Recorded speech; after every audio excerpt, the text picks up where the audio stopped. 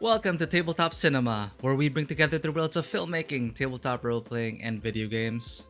I'm your host Mikey, a freelance filmmaker, tabletop RPG, game master, and variety streamer on Twitch. And today, following weeks of I Was a Teenage Exocolonist and Wayward Strand, we have another wholesome story for you this Tuesday. And I believe it's going to be another back-to-back feature. This is going to be our first playthrough of Beacon Pines. Now, this came up on Game Pass and it's also on Steam. I'm playing this on Game Pass. Beacon Pines is a cute and creepy adventure set within a mysterious book. Sneak out late, make new friends, uncover hidden truths, and collect words that will change the course of fate. That is the back of the box description. This is our first playthrough of Beacon Pines, and we are going to begin shortly. It's great to have you all on stream. This is our regular scheduled programming. We just finished Severed Steel with an unscheduled stream last night. That is a great palate cleanser after our first playthrough of SCP Containment Breach. Now we're changing gears. We are entering spooky season, and Beacon Pines is seems to be a wholesome yet kind of spooky, one of those wholesome games with dark undertones. Very Halloween-y, I guess, for this season. Thought it'd be appropriate to try it out, and people have been recommending this game. And it's been getting pretty positive reviews. I'm excited to get into it. It's nice to be back to another narrative adventure. Following, again, our Tuesday slot seems to be filled with a bunch of these whimsical narrative adventures, and I'm here for it.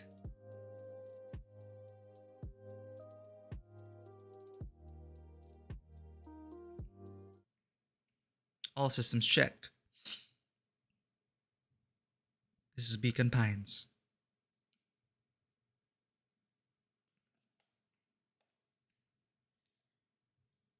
Playing it on an Xbox Series X controller.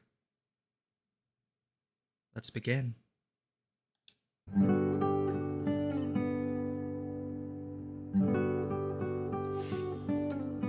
Oh, that already starts off. New game. It is there.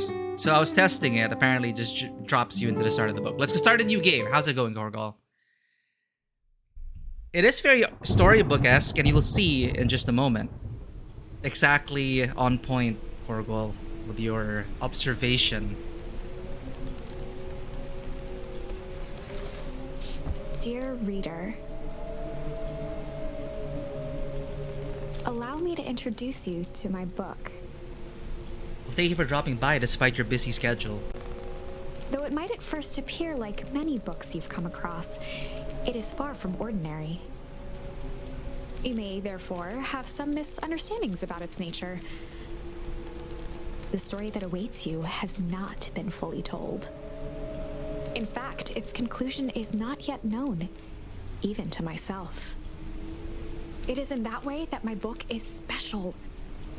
It is in that way that you are special. Who are we? Without you, there is no story. Chapter 1. Normal isn't what it used to be. This is a story about change. Nestled in a shallow valley is the town of Beacon Pines. Far from the town square, across the river, past the neglected welcome sign, a young boy walks alone at dawn. I think it's going to be sad, His name is Corrigal. Luca Van Horn, and like you, dear reader, he's here for a reason.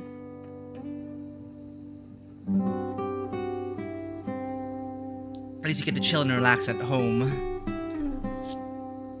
Pointy Man 2000, welcome in. Thank you also for the recommendation. Normal isn't what it used to be. Didn't cue us in. I mean, we're living it, Corrigal. But I can already see a grave, I can see flowers, the music, the way they're introducing Luca Van Horn, and he's here for a reason. But I like that. Far from the town square, across the river, past the neglected welcome sign, a young boy walks alone at dawn. What a great way to start a story.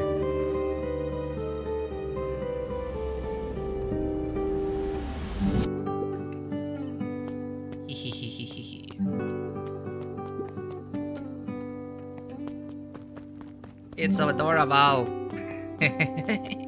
Okay, let's get sad. How's it going, Big B? Welcome in. Is my nameplate blocking the text? Oof, I need to... Sorry, my OCD is kind of flaring up. I need to lower this slightly.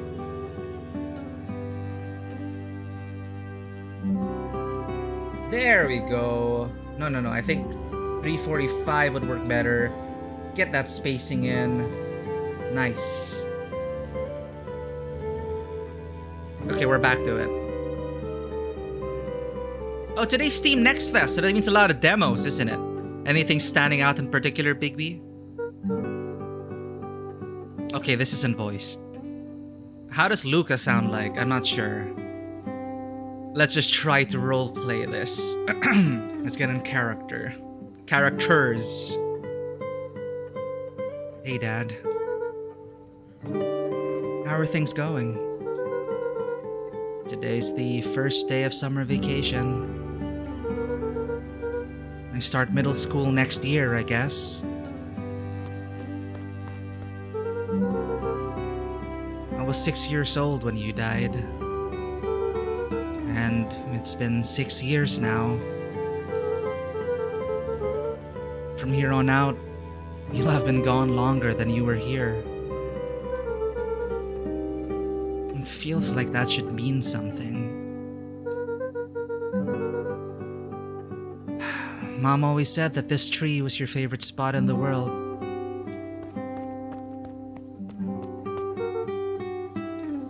Me too.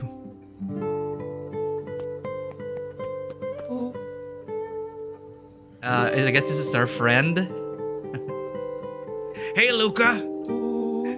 I knew I'd find you here. Rollo was Luca's closest friend. Rollo van Thampur. Anyway.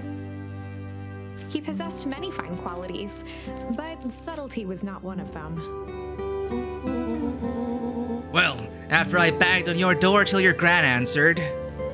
Alright, we're like 12 years old. And after I checked the pond. And climbed up to the treehouse. Then I knew I'd find you here. Rollo finally noticed the tears welling in his friend's eyes, and the flowers on the grave. Oh, yeah. Right. You and your mom always did this on your dad's birthday. Yeah. Well, I didn't know if you were going to keep doing it now that your mom's gone too. Wow. She's not gone. She's just... missing. Sorry, I meant to say since she went missing. She's gonna come back, Rollo. Of course she is. Okay, Dad. See you next time.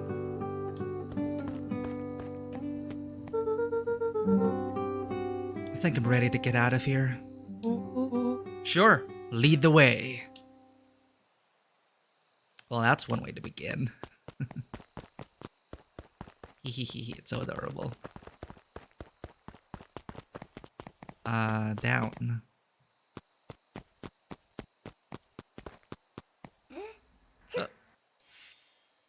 So I noticed this. It's kind of like, it's like now we're back to like, I was a teenage exocolonist with memories. I'm not sure though what it's used for. I think the trailer shows us changing words in the storybook, which changes the narrative. Like we choose how to remember things, I think. Thank you for the follow, Pointy Man 2000. I press the button to open the bag. Right. Tickle. Wonderful! I had a good feeling about you from the moment you opened my book. My book? That charm is a very special thing. Very special indeed. Keep hold of it for now. Its purpose will reveal itself soon enough. She sounds so familiar as well. Who's the narrator's voice? I should Google that.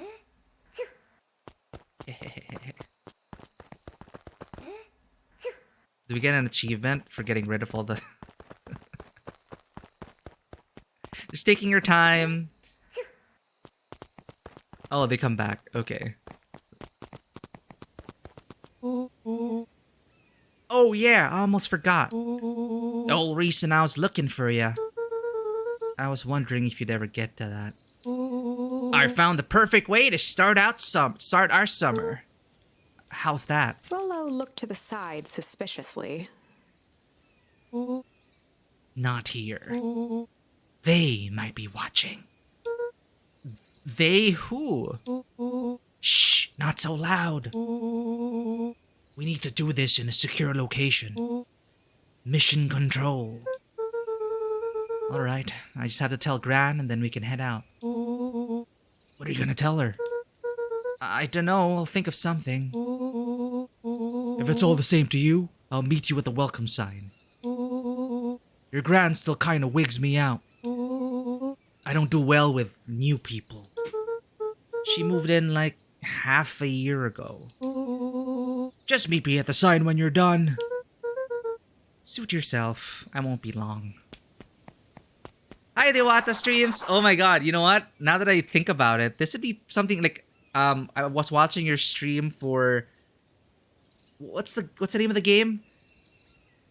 Dewata streams games. A very cozy stream. Dewata streams. Did I get that right? There. The Wild at Heart. It's... Well, we just started Dewata streams. It is apparently a... Well, let's read the back of the box text for you. It is a cute and creepy adventure set within a mysterious book. Sneak out late, make new friends, uncover hidden truths, and collect words that will change the course of fate. So it's anchored by this storybook. Feels very whimsical so far.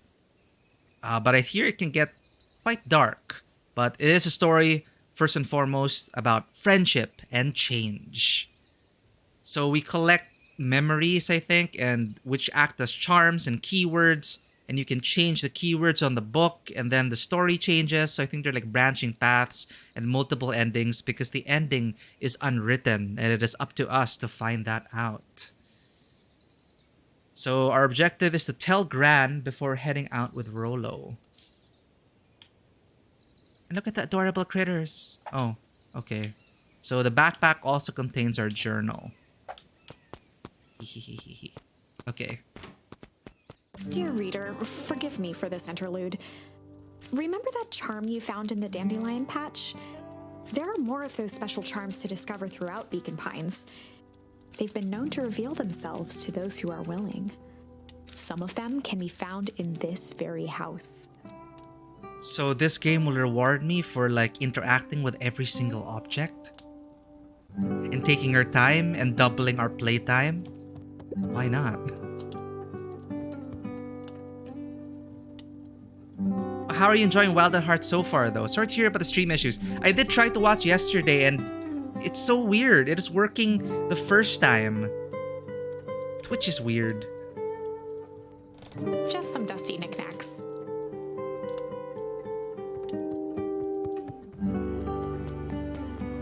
Lucan knew that if he left without telling Gran, it would be trouble. Okay, we have to look around the house. Since Gran had moved in, the house was more peaceful, more orderly, and more covered in flowery fabric. Ah yes, flowery fabric. You know it's Grandma's house. One of his father's old stethoscopes. Father was a Luca doctor? had spent countless hours listening to anything and everything with it. Not for years, though. Alright, it starts off with our father having passed away 12 years ago, and our mother just went missing. Ah, relaxing. That is so odd.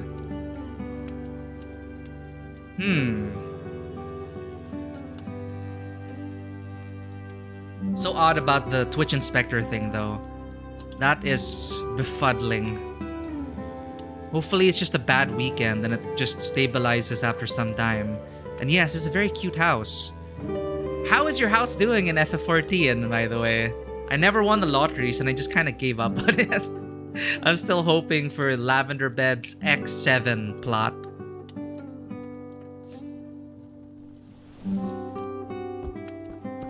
I like how Luca just kind of slid off the couch, the chair. Gran had already lit the fire. She kept a warm house, as if by grandmotherly obligation. Grandmotherly obligation. So we can just do it again. Slide.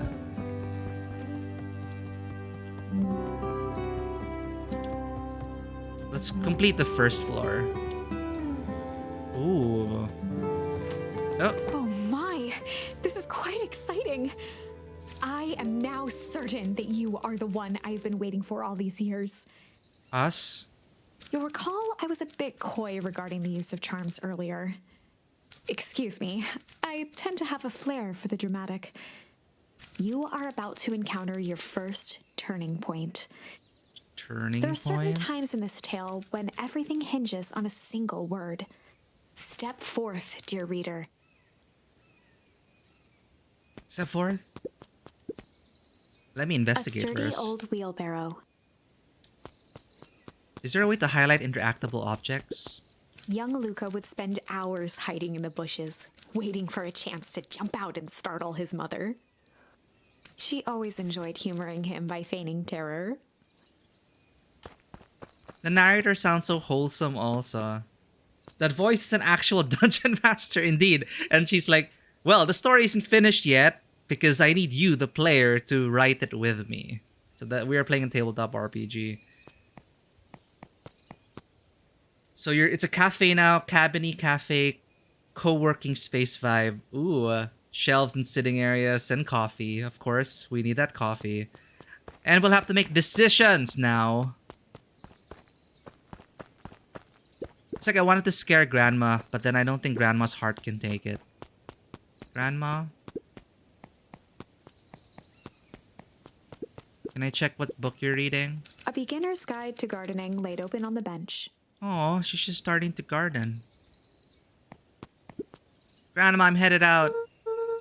Hey, Gran, I'm gonna go. I think Luca's also the author of the book. I think that's what the game's description said. So I think we are hearing Luca's voice. I think. Let me double check that. Hey, yo, Frankie, hey. Let me double check first because I don't want to get that wrong. Steam says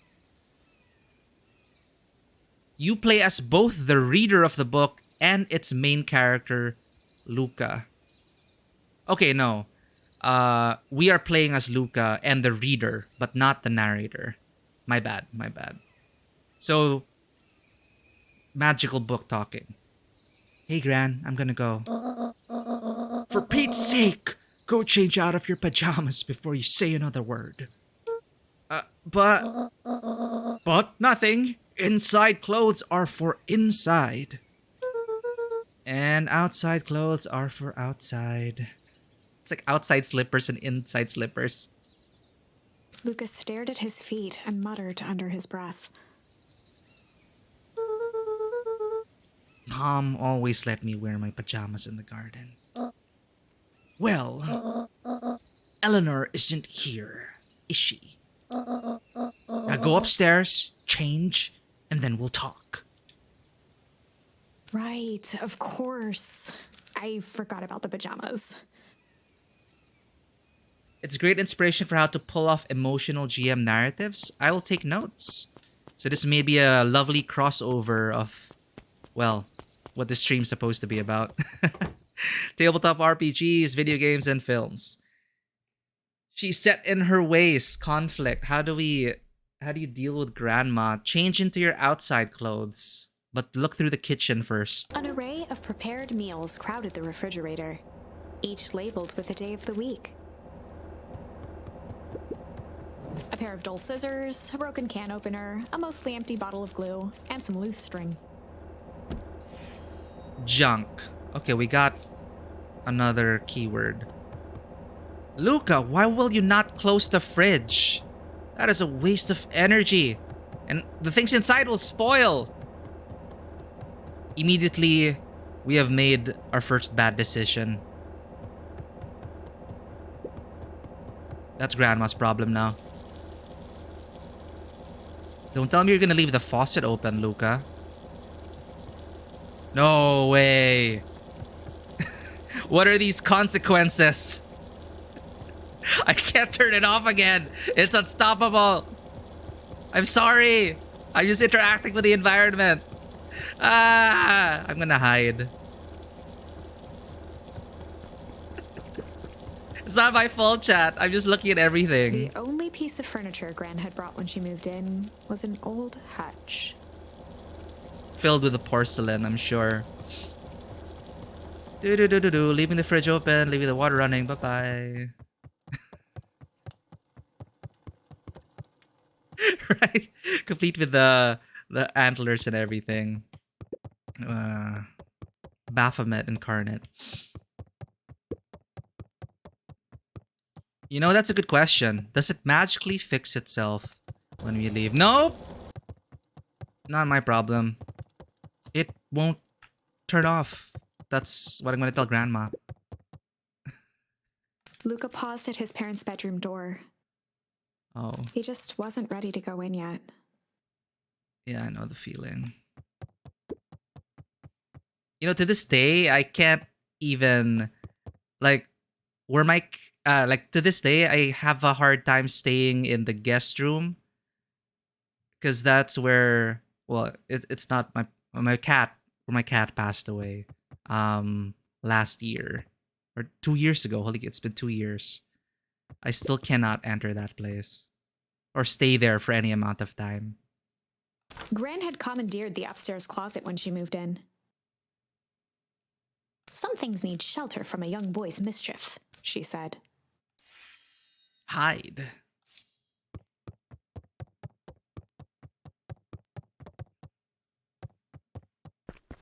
I mean, like, it has been 2 years. I do still miss Maple. But yeah, it's just it just feel like it feels cold, you know? It feels cold. There's empty spaces. Spaces and the power of spaces and the memories that are infused in those spaces. It's just they're powerful. They can be very powerful. Gran's bed was undisturbed. Luca didn't mind that she had a habit of falling asleep in front of the fireplace. It meant that he could read late into the night. Oh, okay. We stay in the same room.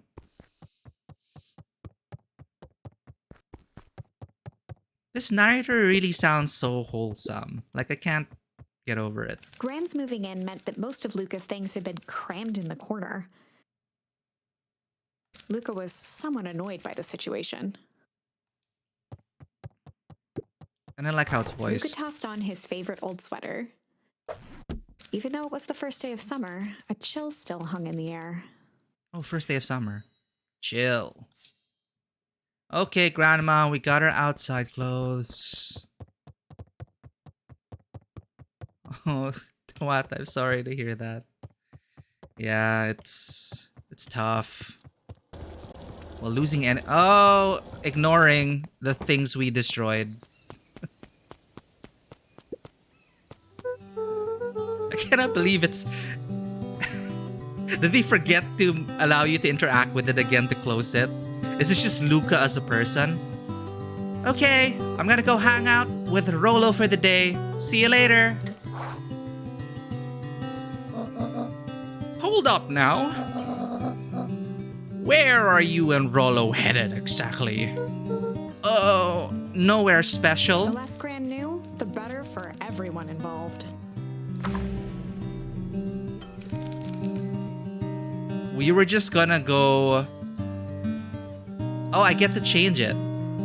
Hide, chill, ponder. We're just gonna go ponder for the day. Grandma raises an eye. Someone told me that. We're going to ponder for the day. It's like, good luck. We were just gonna go chill for the day. We were just gonna go chill for the day. Oh, there's a chat. We could go chat vote, actually. We were just gonna go chill for the The day. best lies are built on truth. If it had like Twitch integration, like Life is Strange or Dusk Falls, those actually had like some fun Twitch integrations where chat just like messages their vote and then there it goes. But this is our first playthrough. We can discuss it, but I shall be the final author and arbiter. I'm just kidding. I will take your suggestions as well.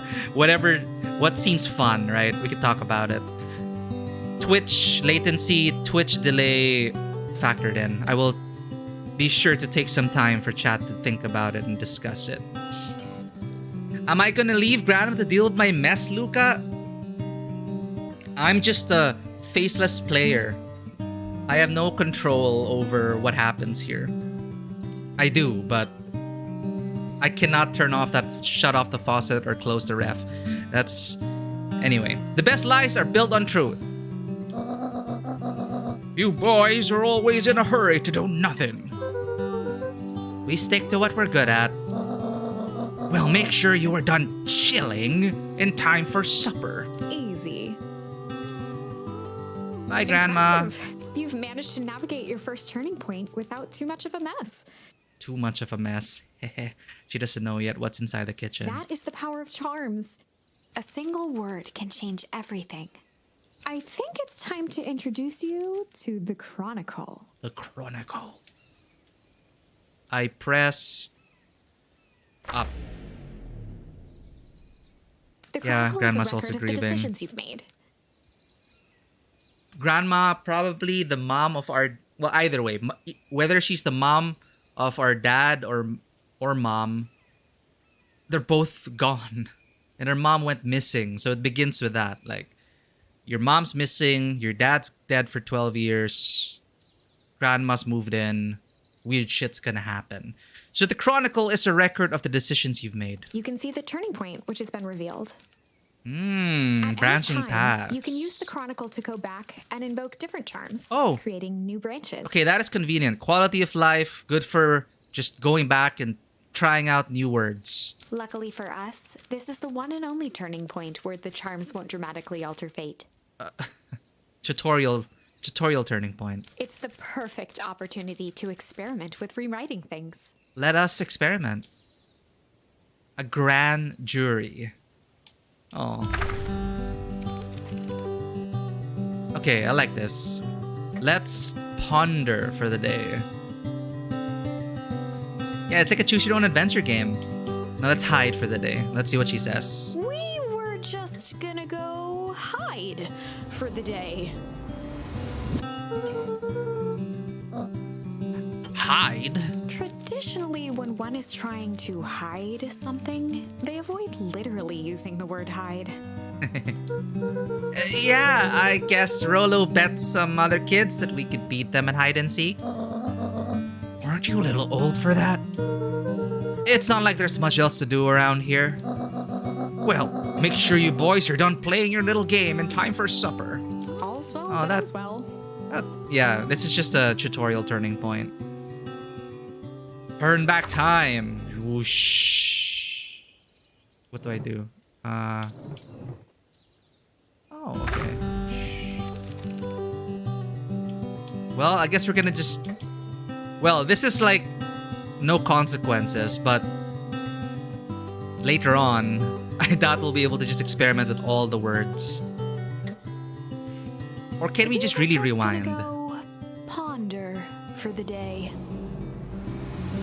Because if we can always rewind, then we may as well like play around with all the words.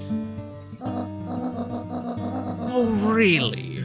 What are you boys going to ponder on such a lovely day exactly? This was Luca's chance to sell his alibi. You know, big stuff, small stuff, medium, mostly medium pondering. Nailed it. Well, make sure you don't overburden yourself with the preponderance of pondering. Huh? Oh, forget it. Off with you now. Oh, I like that. Let's stick with that. Bye, Grandma. Hi, Kata Creations. Coincidentally, I just saw your tweet about it. I was about to post when I was making the tweet post announcement. Tweet words. Okay, about words. Oh, and Luca. Have you started on Beacon Pines yet, Keita? Great to see you here. How have you been since our immortality days? Immortality is quite a ride. This is a nice change of pace from that. Oh, and Luca.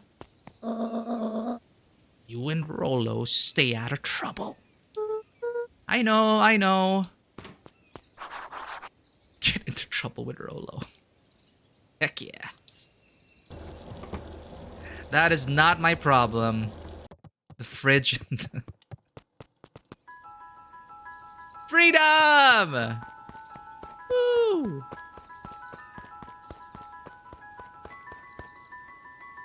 Okay. We're gonna go. We ponder a lot of things. You know, we got a lot of stuff to ponder. Oh.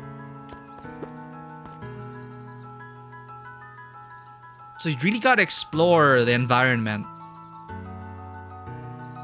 And sometimes you get a charm out of it. Ooh, you've already made that much progress. Well, welcome in, Keita. Great to have you here. We just started, as you can see. And I'm already charmed by it. Come on! Woo! Dang it, Rolo. Look, we were gonna go pondering. The road leading to Beacon Pines was long and uninspiring. A sort of natural barrier for the impatient. Oh, so we don't live in Beacon Pines. Not For exactly. a town that saw few visitors, the welcome was perhaps more grand than necessary. Here we are again. Small town in the forest. You know the drill. Don't let anyone discover our secret path. I like how he was just backing away. Chapter 2. What? Oh, of course there's perennial harvest. Let me guess. Is that like the big bad corpo coming to encroach upon the small town magic? Welcome to Beacon Pines. It's our, I guess, perennial harvest. I'm calling it. That's like the Life is Strange Tython or whatever faceless corp medical whatever. Anyway, welcome to Beacon Pines. For many years, this valley had been a small mining outpost. We are in Life is Strange, truly. True colors, small mining outpost. It wasn't until Sharper Valentine built his fertilizer company that Beacon Pines was established. Over the next 30 years, the town had grown and prospered until the foul harvest and his sudden death. Whoa. In the 6 years since, everyone was simply trying to get by. It's been 6 years ago. And our dad died during the foul harvest. Mystery. Let me guess, the foul harvest was a product of company negligence. Never mind, let's stop predicting, let's live in the moment and enjoy Beacon Pines. Perennial Harvest is like that place in Stardew Valley, the grocery. For all I know, it's just the grocery. Maybe I'm reading into it too much because we did stream Life is Strange True Colors here. Yeah, the 6 years is no coincidence. You'd get bored going that way. It's a nice way to gate the pathway off. But Keita, it sounds like a challenge. It's like... You mean it's a challenge to get to town? Gamer mode on. Okay, who are these people? Are you the mayor? Sorry, young Mr. Van Horn. Can't talk now. Very busy with preparations. Mayor Augustus Valentine was not busy. Oh, sorry, Gus. How many times do I... It's Mayor Valen. Flustered, Gus instinctively loosened his tie. Keep up the good work. I must briefly attend to a concerned citizen. Huh? It's nothing. Keep at it. All right. What can the mayor of Beacon Pines do for you today? Oh. Just saying hi, I guess. Well, good day to you too, young Mr. Van Horn. Oh no, that's. I'm still sad about our mom's missing and our dad's dead. It's like, what a way to begin. It's like, good job, citizen. Hey, Mr. Kerr? Hey there, pal. William Kerr was the CEO of Perennial Harvest Company. Oh my god. Okay, we got all the pieces in already. Small town, big shot CEO of a corporation, connected to the harvest, no doubt. Or they want to research the harvest to do some secret stuff. I'm into it. He had become a fixture around Kerr. town over the past few years. After the failing of Valentine fertilizer, They swooped in and saved the town. the town was hungry to welcome a new source of employment. Did they take a page out of Life is Strange True Colors? This is exactly the plot so far. Excited for the big festival? Oh, sure. Come on now. When I was your age, there was nothing more exciting than a town festival. The food, the music, the dancing. Sounds pretty alright. You're gosh dang right it is. I'm looking forward to letting off some steam myself. Make sure to invite all of your little friends. I couldn't keep Rolo away if I tried. Excellent! Sorry, Luca, I've got to get back to the proverbial grindstone. Our harvest awaits! And all that. Ho now! The left side's a little low. Yes, very helpful. Good job, citizen. Poor guy.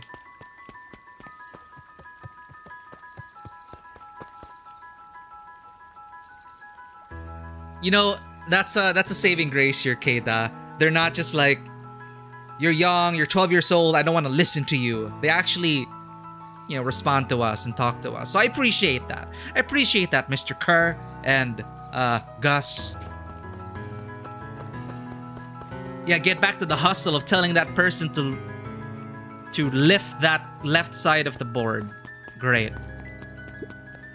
Let's talk to our friends. Oh, ooh. What are these moments? Just like leaning, just taking all in. I'm 12 years old. I'm a badass. This town belongs to me. All right, let's go. Who you? Hey, Mr. Sinclair.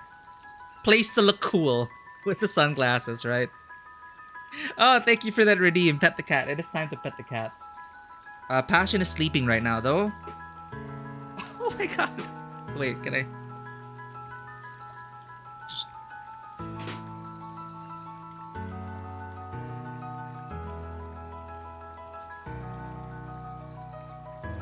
We woke up Maya. Let me... Wait, whoops. So they're both sleeping, but we woke up Maya. I don't know if you can see this. I have to have a better way of like showing this like manually. But let's redeem that cat.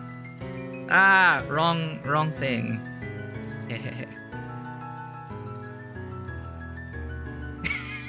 It's so chonky. I woke up Maya when I turned around. She's a very light sleeper. Let's get the belly rub.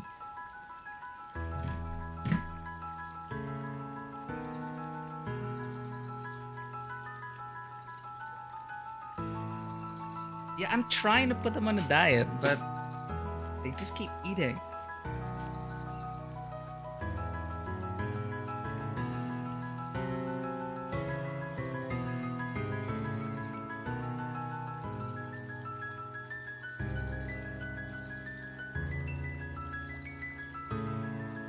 Maya went back to sleep. Did you get the pets today, Ashley?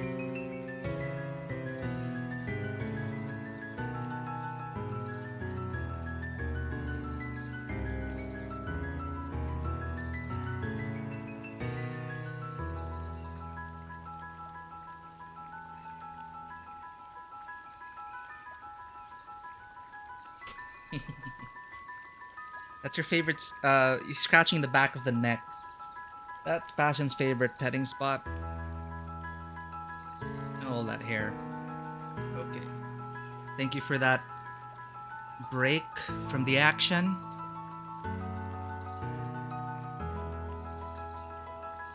Yeah, that was actually my original computer chair. And we were supposed to throw it out, but I refused because it became the cat chair. And a bit of trivia, this camera angle, like this camera angle was because of it's a tactical cat angle. It was actually supposed to be off to the right, because apparently, they suggest putting your webcam on top of your chat monitor. So when you turn to chat, it's like you're turning towards your viewers. So you get more of a direct connection over there. That's why I always turn to the right, because my chat monitor's on the right. But it looks like I'm turning away from you. So I had to weigh my options. It's like, do I look into chat soul?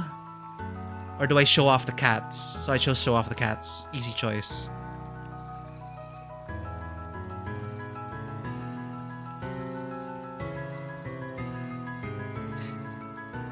So that is the cat chair. Once in a while, if Maya feels like getting on that chair, she's such a bully, she'll just push Passion out. But that's mostly Passion's chair. Mr. Sinclair continued snoring and Thank you for that, Redeem eyelid Dewata. just enough to see who it was. A tactic he often used to avoid undesirable conversation. He opens one eye. Okay, it's depending on who wakes him up. Yoo-hoo, Mr. Sinclair! Don't you see I'm sleeping, boy? How's the napping today? Crummy as always. Used to have a perfectly nice view from here. I wonder if they're going to subvert our expectations and actually not turn Perennial Harvest into a villainous megacorp. I highly doubt it, but based on like what he's saying, I used to have a perfectly nice view from here. Till Perennial Harvest put that monstrosity of a building in the way. Why don't you just move your chair a bit? Why should I be the one that moves? If it's a showdown they want, I ain't gonna be the one who blinks. Happy napping, Mr. Sinclair. Come on, Andy, grab his wallet. I'm sorry, Iggy, I can't. Oh, Bonnie. Do it or we pound ya. Yup. Yeah, but my mom said... Yeah, but. If I had a nickel for every yeah, but, I'd be the freaking king of nickels. Ain't that right, Tish? Yep. Bullies, get away from the bunny.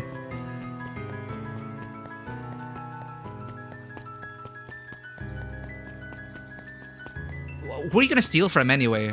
From Mr. Sinclair? Or this dude? Rhino girl in the sundress. Just, I'd still be intimidated though. We're gonna beat you up, yeah? Is that right, Trish? Yep. As she cracks her knuckles in her sundress. Mr. Van Horn, do you have a moment? It's just Luca. Golly, I'm sorry. It's my first week at Perennial Harvest. He pulled a pen from the pocket of his sweater vest and began to frantically jot something down on a clipboard. Wonderful. It won't happen again. If we are going to be on a first-name basis, then you can call me Pete. Because we care. Oh, nice to meet you, Pete. Sorry, what are you writing? Oh, just documenting. Gosh, it's exciting to be a part of something so darn special. You know, it's not just about new fountains and phone booths. We are going to change the world. And it all starts here in Beacon Pines. Isn't that amazing? Uh-huh. Anyway, I'd better get... Oh, that reminds me. We'd love to hear your thoughts. My thoughts? You bet. If we're gonna change this town, we need to get every detail right. That sounds intense.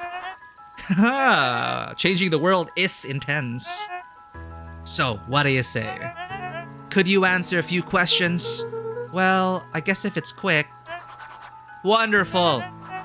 Open to answering a few quick questions. One down. See, it's not that hard, is it? Oh, okay, we're going already. Question 2. What is something you love about Beacon Pines?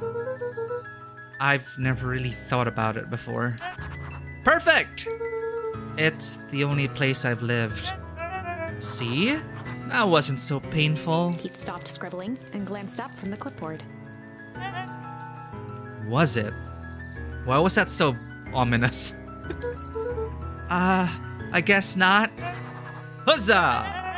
First 3 questions answered in record time. Are you literally writing down everything? Thank you so much for your time. I need to process these answers. We can save the rest of your thoughts for later. Okay. Our harvest awaits. I guess that's their... Whoa! Wow. Red pandas are super adorable, though. Let me in. I want to investigate the labs. Can we check the trash? No? Alright. Oh, right. Rolo's waiting up at the treehouse. Love it. We have our headquarters. Whose house is this? Oh, that's Mr. Sinclair's, I guess. Right, that's Mr. Sinclair's. And they plopped the building. They plopped the building right in front of Mr. Sinclair's yard. Like, what happened here? They expanded into his yard. It's so annoying. I'd be so mad.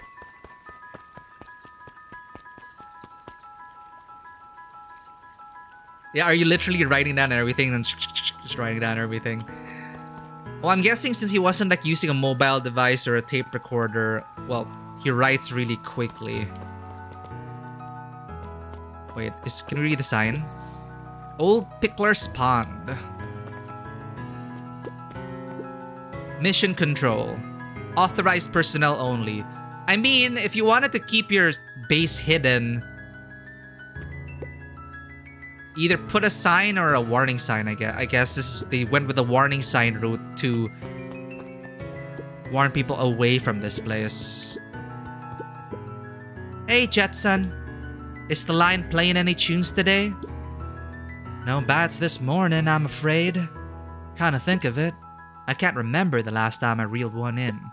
But hey, it is never about the catch. This is where I come to think. Yeah, that's what my dad used to do here. We ponder. That reminds me. If you ever want his chair back, I've taken to standing recently. Keeps me from falling asleep at the reel. If you don't mind, I think it should stay. Not at all. An empty chair makes for a great listener. Aww. Dad's chair. Whenever Luca saw his dad's chair by the pond, it reminded him of the days they'd pack up a couple of sandwiches and fish until sundown. Oh, baby! Luca opened the tackle box and picked the perfect bait. Ooh, huh? What? Tickle? Luca gently baited a feather onto the hook. Oh. Good for skimming the surface.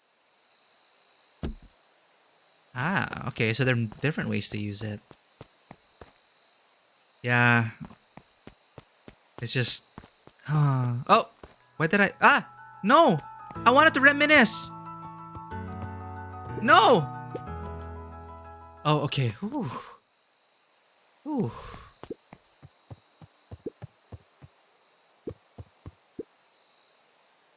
Go pick out your bait from the tackle box, buckaroo. Alright, it's so, Dad. Oh, I have to redo it. Luca Tickle. gently baked good for skimming. Oh yeah, thanks. Like that's the Twitch, the stream delay, but we'll have to know we can always come back here. Give it a good cast now. Ooh.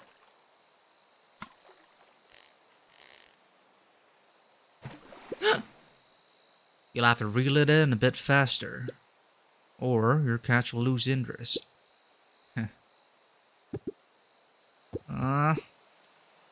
Let's try another bait. Junk. Luca tied a shoestring to the hook. What fish could resist a nice shoestring? Will that work?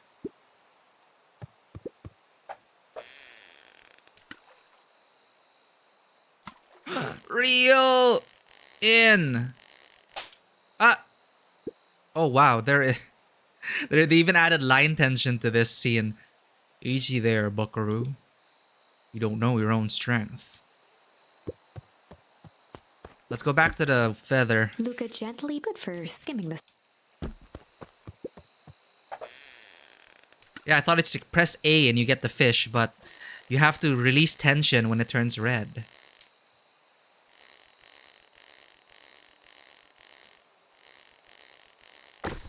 Ta-da! What?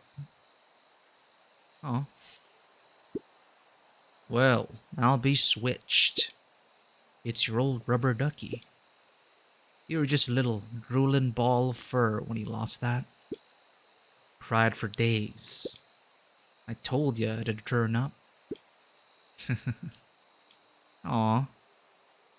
I want to try catching it with a shoestring now.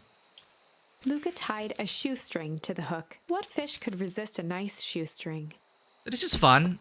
We get more bait, the more charms we have. And I guess you fish out different items and you complete your collection. Reel in the fish. Okay, we got it.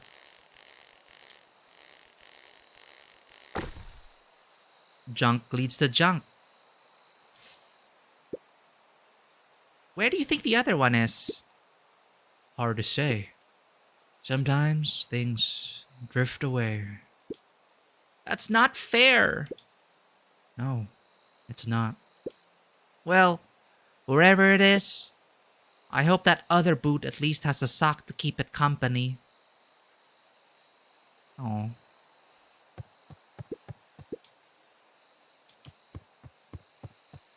Hi, Dad. We're gonna be back with more bait.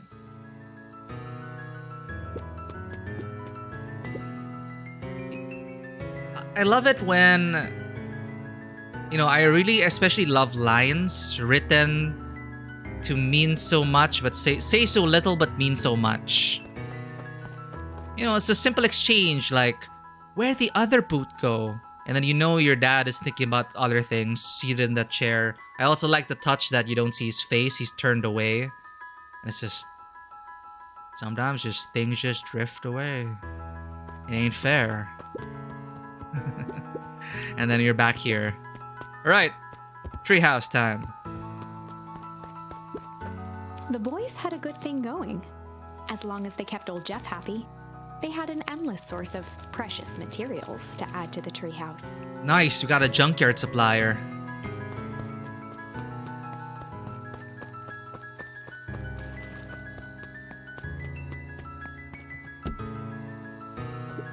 After Luca's father had passed, Rollo became obsessed with them building their own Hank atomic star scraper. It was some time before Luca realized it was Rollo's way of keeping him occupied. Aw, thanks, Rollo.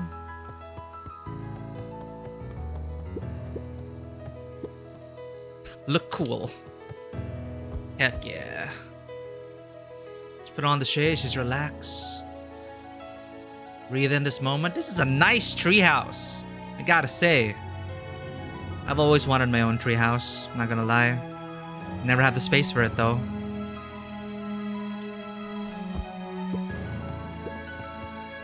On certain nights, when the clouds were just right, the boys could tune into strange patterns of static. Ooh. Rolo thinks it's aliens. He always thinks it's aliens. Of course. Aliens sing hello. Yeah, I'm excited to meet more of the friends. Luca's winter coat decommissioned for the summer. With the cold holding out longer than usual, he reconsidered its usefulness. I think this sweater's okay.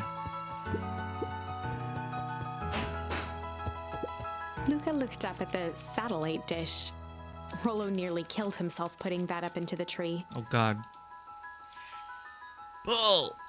While it didn't turn the radio into an interstellar communicator, as he'd hoped, it did at least boost the signal enough to overhear truckers one town over. No way! Pretty cool.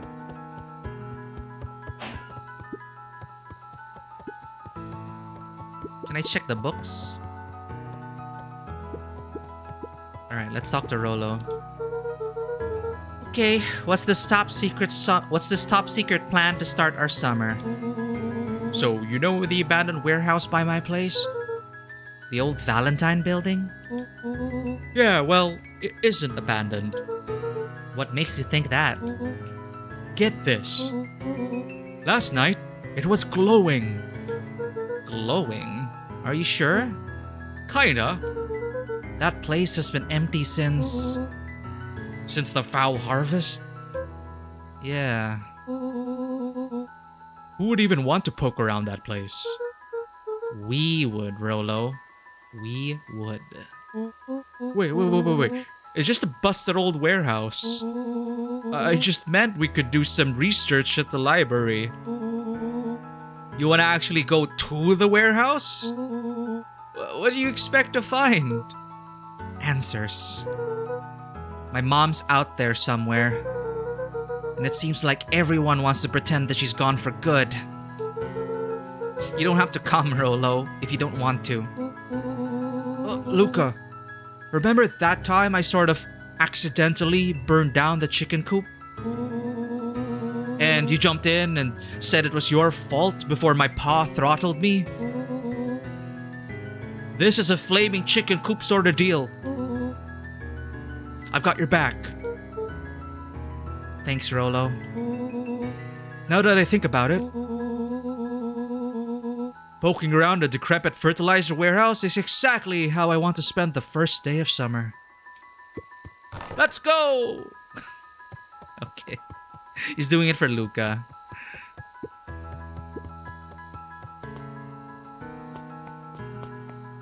Jackalope? Huh. I don't think we have those in the Philippines, do we? Jackalope? Jackalope? Why did I say jackalope? Jackalope. Let's get the collectible with the charm. Pull. Luca tied a small magnet to the line. Fishing with the law of attraction. Fishing with the law of attraction.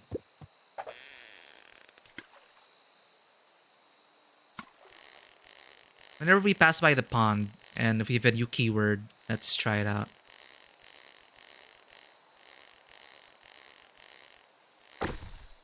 Oh! Where do you think the lock is for this key? Now, why would we want to find that? Because then we would know the secret. God, that's no fun. The second we know what it unlocks, it just becomes a boring old key. Right now, this key could unlock anything. Cool. Yeah, that's a point.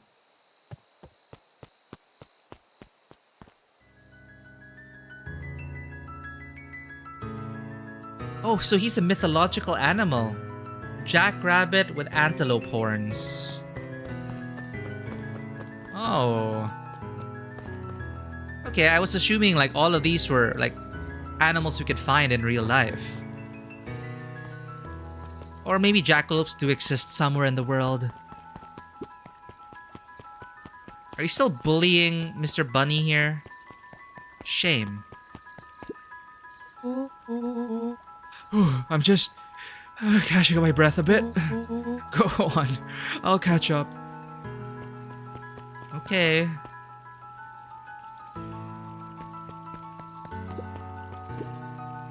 Hey, Mrs. Nelson. Morning, Luca. Any big plans for the summer? Not really. Heard anything about the old fertilizer warehouse? Any strange happenings? Can't say I have. Either way, dusty old warehouse is no place for a young boy. You be safe now. Miss Hatch could often be found near the fountain, too absorbed in a book to be distracted. The two wandered down the wooded path, unaware of the danger ahead. Oh! Oh, this is getting good. Foreshadowing much? Holden Wilder ran the local paper of record, the Beacon. Hey, Mr. Wilder. Morning, Luca. What's the day have in store for you? I was wondering if you heard any news about... News? The Beacon knows the news that needs knowing. Any news about the old fertilizer warehouse? Nope. Oh. Rollo thought he saw some lights there last night. Rollo ought to be careful poking around that part of town. The winds of change are blowing. And change is a dangerous animal. Huh. Roll credits. Luca, just the fella I was looking for. Hey, Roxy, what's up? Oh, right. Rendezvous with Roxy. This is an important turning point. The first time where your charms will change the course of fate. Oh, shoot. And currently, we only have one suitable charm at our disposal. Have no fear, we can always return later using the Chronicle once we find more charms. Oh, okay, so it's very forgiving. Well, now I'm just rambling. Where were we? Have you seen my blockhead brother today? Rollo. He skipped out before breakfast. Well... Not really, no. Can't say I have. Can't say or won't say. Roxy, would I lie to you? Luca, wait up! I almost forgot to tell you. Roxy might be lurking around here. This is one of her favorite places to stand around and be useless. Rollo. So we need to make sure she doesn't spot us. Rollo. Why are you doing that thing? Turning with your body. What? You're not scared, are you? Oh, she's harmless. And a chump. And she's right around the corner, isn't she?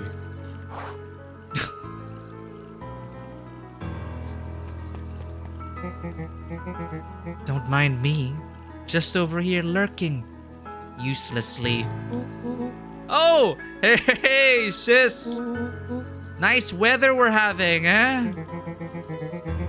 I couldn't help but notice you snuck out this morning before breakfast. Wasn't hungry. Also, couldn't help but notice your morning chores were left unchored. Roxy, I'm gonna level with you. I'm sick and tired of digging up carrots. We all gotta pick up the slack since the foul harvest. Almost every carrot I dig up is rotten. And the rest look like they were hit with Hank Atomic Shrinko Ray. All the more reason to keep on digging. There's gotta be more to life than puny carrots. Look, Roxy, Luca and I have places to be, so if you don't mind... Oh, I do mind. I'm not gonna catch hell again because of you. So either you march yourself home and harvest those carrots, or I haul you home myself. Rollo froze as Roxy took a step toward him, cracking her knuckles. Luca knew he had one chance to save his friend from being dragged home. In the past, he found the best way to deal with an enraged Roxy was to be a little... Let's see how this goes. Chill. In the past, he found the best way to deal with an enraged Roxy was to be a little chill. Probably piss her off some more. Come on, Roxy. It's the first day of summer, the sun's shining, and we just want to take it easy. Let's leave tomorrow's problems for tomorrow. That's great and all, but Rolo's problems have a way of becoming my problems. And Pa always says, tomorrow's work is best left for yesterday. March, you big oaf. Oh, rats. I expect a full report about the Valentine place. A full report! Oh. Let's find a charm then. So, Fitz. Right, she was just standing there the whole time. What are you up to this lovely day? Nope. Cool. Wow, shot down.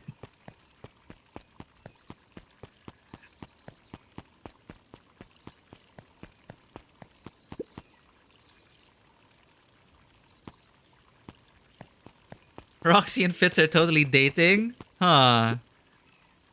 Last Chance Diner. That's a very popular name for establishments. Last drink, the last stand. Like in taverns and medieval fantasy stuff, I see this a lot. The last stop, the last chance.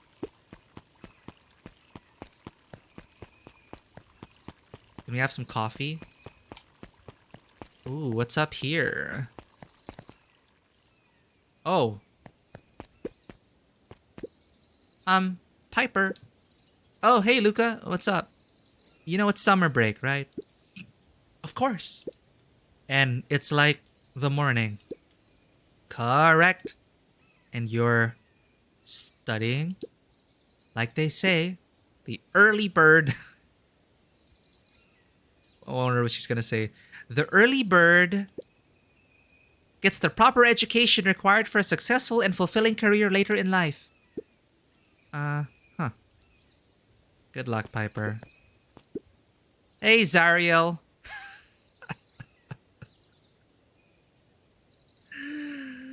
I was just talking about like medieval fantasy adventures, and here is Zariel. Hiya, Luca. Could you please tell this lazy butt to help out in the cafe? Lumi, Zariel would like you. Luca, let me give you a little gem of advice. If you never do what you don't love, then you'll never work a day in your life.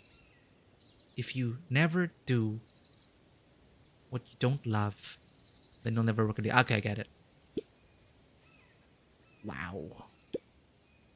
You're really setting the kid up for success. Yeah, I was just about to say, Keita. Lumi and Zariel. If you're... Zariel to me, though, is like... That name. Oh, Zariel. From Descendant to Avernus.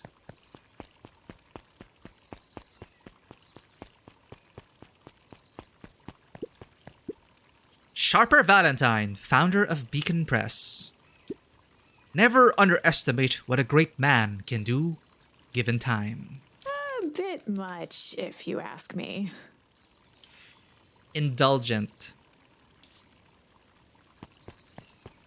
So I guess as a gameplay, you collect words, you do the thing, and change fate itself. Last Chance Diner, up at dawn newsstand.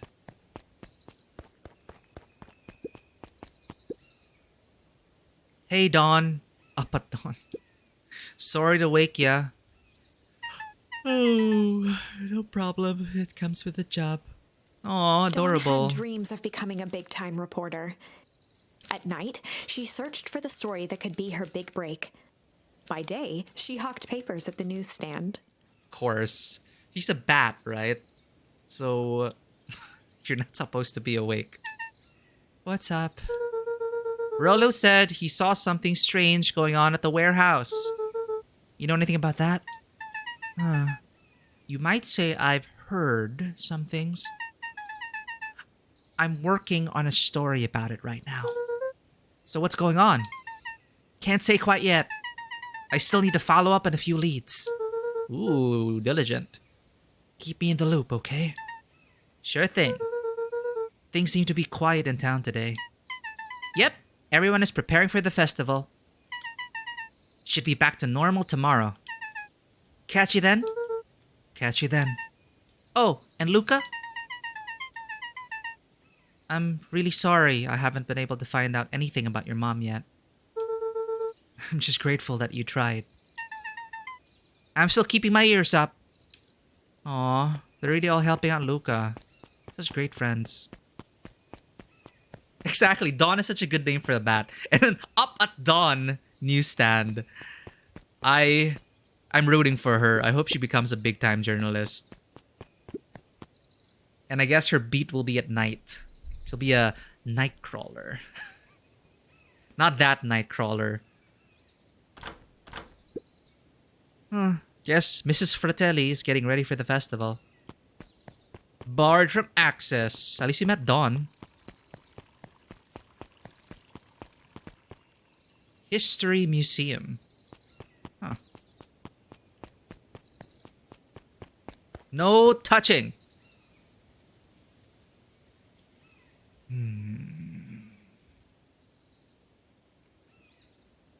The town's biggest watermelon, which planted them in the newspaper? Probably. No touching?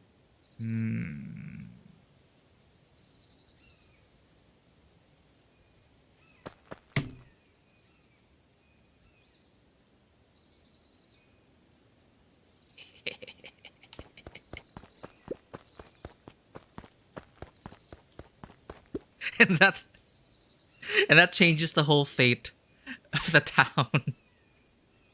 Oh my god.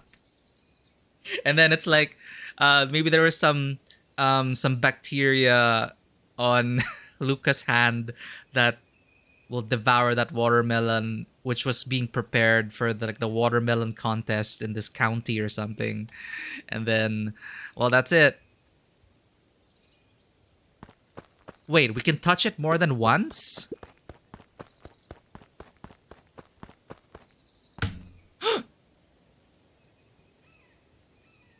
We are tempting fate, Keita. We are tempting fate.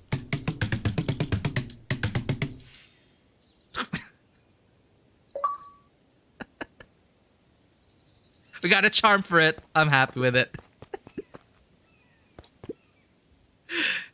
Hey, Griffin. How's the ice cream gig going? Not great. It's still pretty cold out. And I'm in the business of selling cold. I'm sure things will warm up soon. It's almost summer. It's almost summer after all. Mr. Tolliver's not at his grocery stand. He's prepping for the festival, I guess. Gotcha. Hey, Bert. Hey, wasn't that guy putting up the sign in the first zone? Hi, Luca. I'm doing some fact-checking for the town history exhibit. Look, kid, I'm just here to put up the lights. But did you know? When the town was founded, there were only 7 citizens. And they all worked for a mining company. And there was only one dirt road leading to town. And there still is only one road leading to town. Oh, right. That's kind of inconvenient. But what can you do?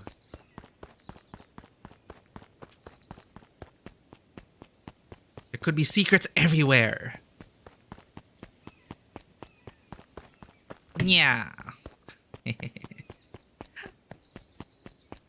We are delinquents, deviants, devils.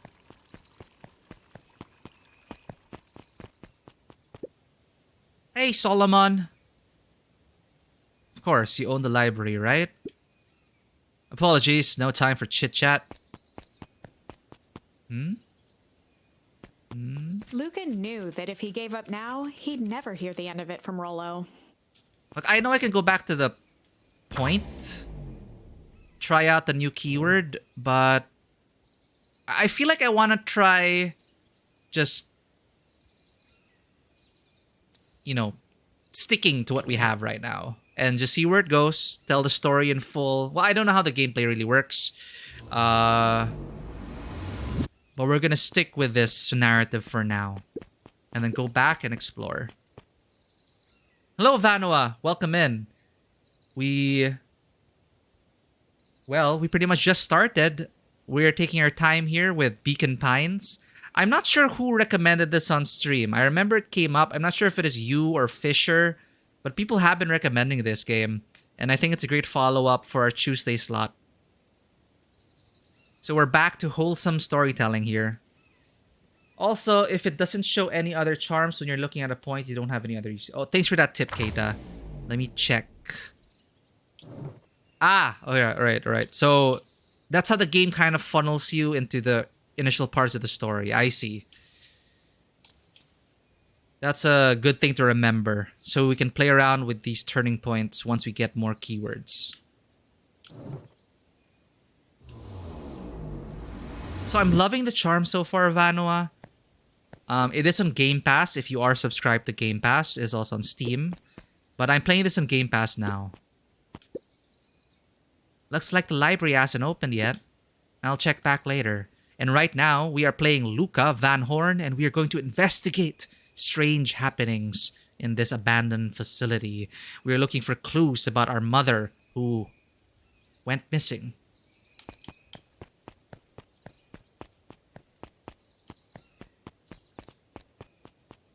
Nun Creed's drugstore. Luca, my boy. Hold up a tick. Oh, hey, Mr. Nuncreed. I was just on my way to... I just sold the last jar of your grandmother's preserves. Can't stock the shelves fast enough, turns out. Hey, that's great, but I'm actually... I guess Juniper will just have to swing by with more of her lovely jam. Uh-huh. Well, don't let this old man slow you down.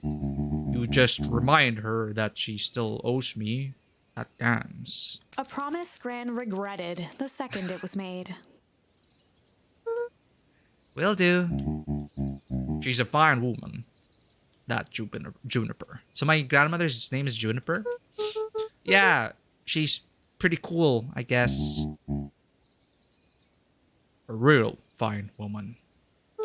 Gotta go. Sweeter than any jam on earth. He's so in love. It's just... I wonder if it'll work out with him and Grandma.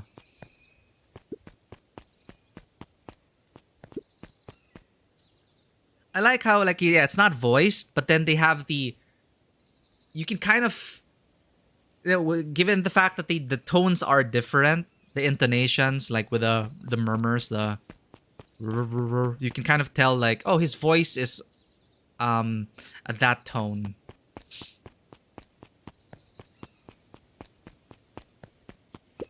The phone booth was brand new, part of Perennial Harvest's Beacon Pines Reborn initiative. Right, and Perennial Harvest came in, they swooped in and saved the town from hunger. Because 6 years ago, there was a, well, terrible harvest. People got sick. I think that's where our dad died. It didn't see much use.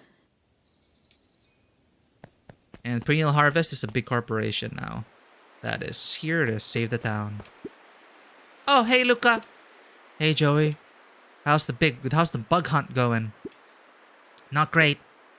Bugs have been shy this week. Bugs get shy? Oh, sure. Bugs aren't that different from people. Sometimes they just want to be left alone. If you're going into Weepwood, just be careful where you step. No bug crunching. Got it. Mushroom. Beehive. Luca peeked up at the beehive. It appeared to be deserted. Huh. That's strange. The path led into a small hollow at the edge of Weepwood. Okay, no turning back now. Caution, electrified fence. Is that sign new? The fence thrummed with a gentle electric buzz. Okay. So what would Rollo do if he was here? Luca often asked himself what Rollo would do, so that he could rule out that option. I am definitely not touching that thing.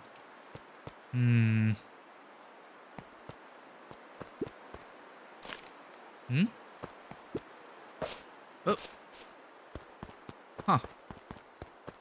Oh. Oh. So Vano, it's pretty interesting so far. As you saw, there were like turning points. So it's really like a choose your own adventure thing. And as you collect memories, charms, feels very exocolonist-like. But here it's used to replace words in the story, which will change the narrative in the course of the adventure. Pretty cool. Whoop. As okay, that sparks is flew deadly. From the fence, the light atop that section shut off. 2 bulbs remained. Oh. Chaos! Destruction! 1 more to go. Mushroom power! The fence's buzzing gave way to silence. Okay. Moment of truth. Every kid in town knew the old Valentine fertilizer building. Long abandoned, the warehouse once served as the industrial heart of Beacon Pines. Now, it stood only as a reminder of things left behind. The dormant building showed strange signs of life. Okay, so Rollo wasn't exaggerating for once. What's going on here? There was only one way to find out. Happy Halloween. Yeah, Kata, what kind of fence is that? I guess it like busts there. Maybe it doesn't have enough. It's not supplied with enough power. So when it zaps something, it shorts. And then they have to like replace the fuse or something. I'm not complaining. I'm here now. Is there a dead body in here?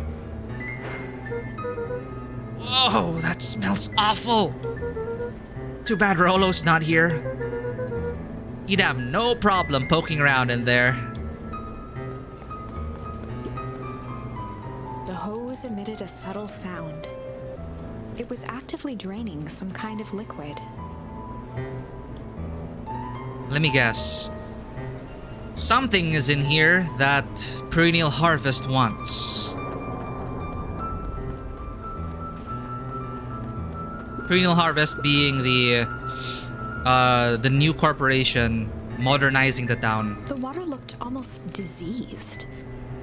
It flowed slowly into the woods. Oh man. Serious. Locked. Luca thought he heard faint sounds coming from the other side of the door. He pressed his ear against the cold metal to hear better. Zipper? Footsteps? The sound of footsteps grew louder.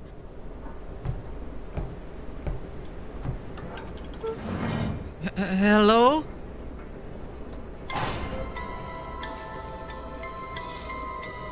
Huh? What? Ah! He swore! I thought this is a children's book. Shit.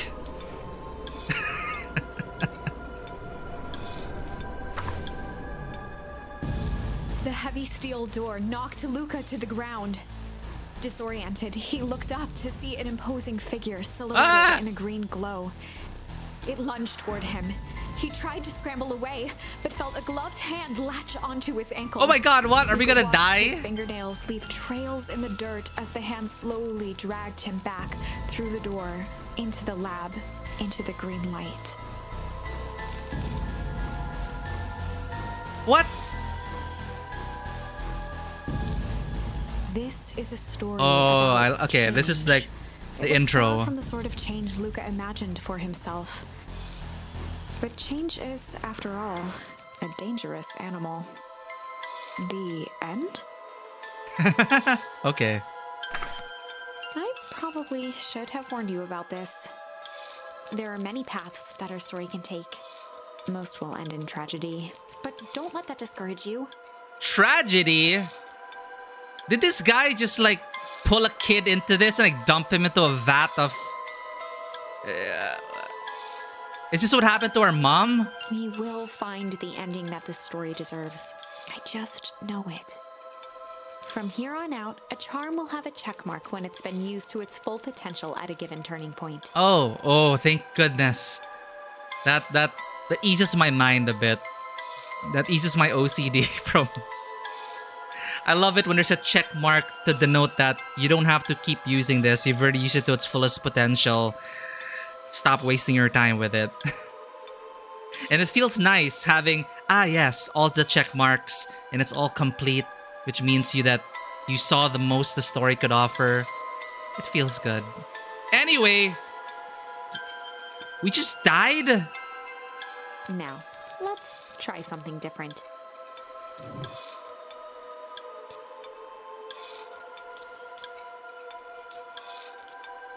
Yo, check marks, we use that. Shit. Alright. Going back to the rendezvous with Roxy.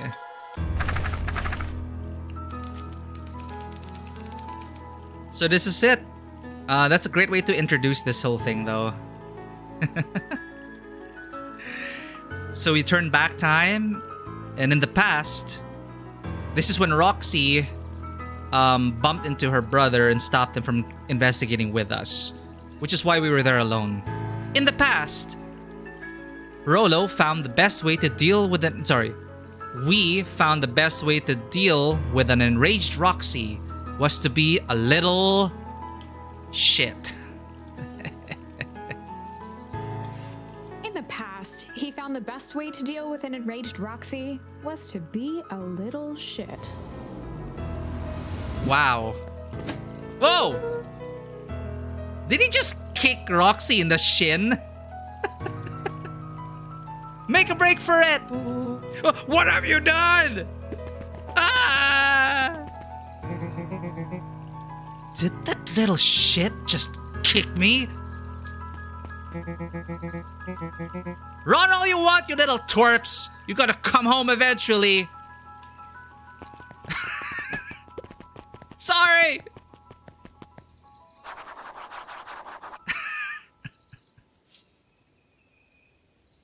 Oh my god. Are you okay, Solomon? Sorry about that. Rolo can get overexcited sometimes. Solomon Valentine. Oh. Current ward of and future successor to the Valentine fortune. Oh. Huffed as he brushed off his pants. A town of complete and utter fools. One wonders if it's worth taking anything here seriously. Either way, I'm really sorry. No matter. How are you doing? Me? Yes, with all that business about your mother and whatnot. Oh, I'm getting by. Still no word from her at all? No? That is truly a shame. Oh. Your grandmother has taken residence to keep house? Yeah. And how is that going? We mostly stay out of each other's way. You make it sound like she's rarely at home. It's not like that. She just has a lot to do. Mm-hmm. She's still settling in and trying to figure out how to make ends meet. Indeed. Well, count your blessings. It's better to have a caretaker who is rarely around. in lieu of one who tries to compensate by smothering you with attention. It doesn't sound so bad. Trust me when I say it's best to rely on yourself. Family has a way of creating more problems than they solve. Ooh. Oh, he's running away from Solomon. Trifled a gesture toward the approaching heiress Valentine. And now since Rolo knocked him down, he can talk to him. It's a great way of showing how things change. Yeah, just one little thing, right? And it's well, not chaos theory really, but I like it. It's just it really changes things. How it makes you really think how, nudging that chair or not taking that step or waiting those 5 seconds changed everything before you. Yeah, I could see, like, just through that exchange, Solomon's also, well, probably overprotective family, not letting him do what he wants. And here we are. Solomon trifled a gesture toward the approaching heiress Valentine. Speak of the devil. Do not wander off like that. I'm much too busy to be looking all over for you. Apologies, heiress. I was just taking a stroll through town. Strolls are for commoners. They even chose the breed of dog for her, which suits this, which fits the description of this exchange. You're a Valentine now. I want you to be present for the construction of the History Museum. The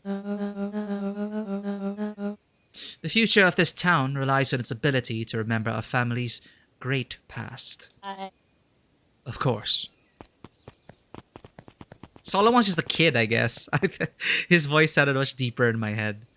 Oh, wow, that changed everything. Because we bumped into him, Rolo bumped into him, which allowed the heiress to catch up, and then we had that whole exchange. It was nice. I wonder if he can go back. Oh, huh?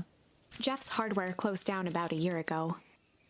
Because of perennial harvest? The effects of the foul harvest stretched wide. Sorry, foul harvest. When there are no crops in the field, tractors don't need fixing.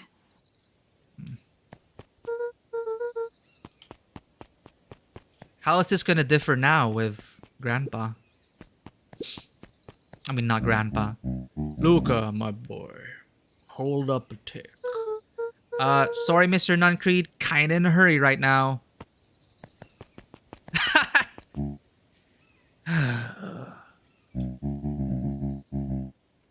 Boy's got too much of his father in him. I was worried we were gonna go through the whole exchange again. I win. Little help. I am the champion. We were racing. Did that road get longer? Like anything ever changes around here. It seemed longer. You're just lightheaded from the run. You really need to pace yourself better next time.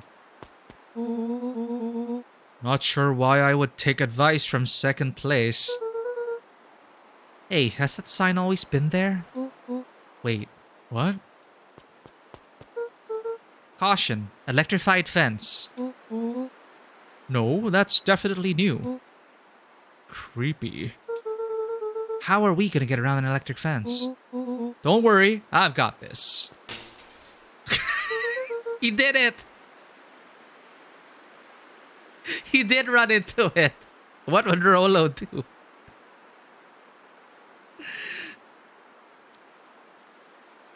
Reminded a bit of Scarlet. Sorry, see, just paying attention to details like that. Like in the first part, when you were investigating it alone, what would Rolo do? Do not do that. Okay, moving on. And then now we're with Rolo. I got this. Bam. All cats are immune to electric fences, thankfully. I guess it's not a lethal... It's just enough to like zap and hurt you, but maybe not kill you. But I did not know that all cats are immune to electric fences. Scarlet Hollow, it has a system where you choose 2 traits out of 7 and they can show you different perspective information about the story. Let influence. I think I did see that in the trailer, Vanua. I guess they were inspired or similar systems. I like it so far. And you get a very different story. It is like a choose your own adventure. Why did you do that? Pa always says, you can figure out what the plan was when you're done. He plays too much Blades in the Dark. He's relying too much on flashbacks. Great. What now? Well, I did my part and established that touching the fence is bad. I'm sure you can handle it from here. I know, Keita. Yes, yes. Please, we were joking. Do not expose cats to high voltage. Please take care of your cats.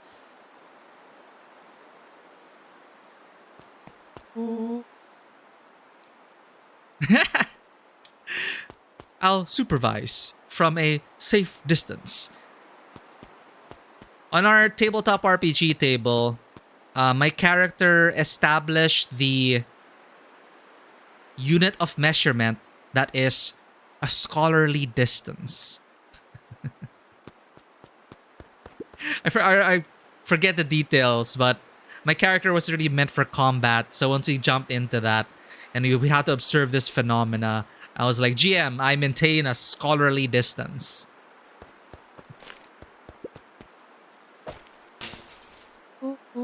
Whoa, you're a genius. You know what? I want to actually check out the back here.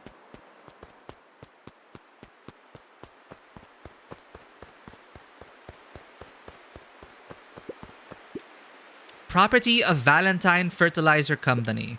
Looks old.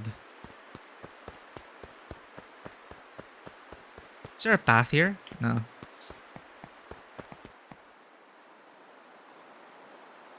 Oh my god. Oh, okay. The cat survived. When I was reading the first part. You got me in the first half, Vanoa. Dude chopped down the tree and it landed on a power line. That's such a terrible sequence of events. At least the cat survived.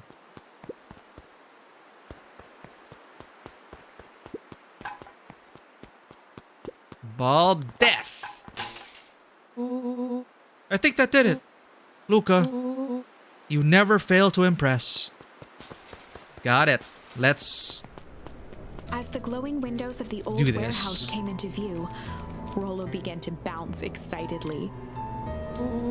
Check it out. Dang, Rollo, you weren't exaggerating for once. Was there ever any doubt? This definitely needs investigating. Good thing 2 ace detectives are on the case. This is bizarre. This is awesome! Huh. Rumble. Did you feel that? What? The excitement in the air? You bet your butt I did. Check out this puddle! That's not normal. And this hose! Ace detective. Oh man, the door's locked. Try harder. No dice? It won't budge. Oh well. This dumpster is new, right? I bet it's got stuff in it. I can't really see what's in here. Who did all of this? My nose is itching. I think I smell some treasure. Are you sure that isn't the hazardous waste? Just help me get in. Rollo, it'd be my honor to throw you in the trash.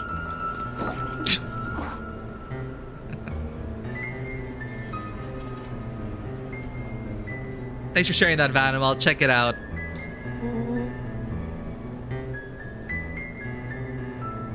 Yes, Keita. I was just about to say, Rolo is that player in your party. And I'm sure, like Vanua, we can all relate to this. There's gotta be that one player. No filter, no boundaries, just charge. Come on, Lady Luck. So, what's in there? Let's see. There's a squishy bag of squish. Wow. A good inch of stagnant sludge. Your natural habitat. Wait, hold the phone. Hold 2 phones. Check these bad boys out. Yo! Are those walkie-talkies? Just like Hank Atomic communicators. Do these actually work? Ground command to Hank Atomic. Hank, do you read me? This is Hank Atomic, ground command. You're coming in 5x5. How are your vital readouts, Hank? It's getting a little stuffy in here. Requesting assistance for evac.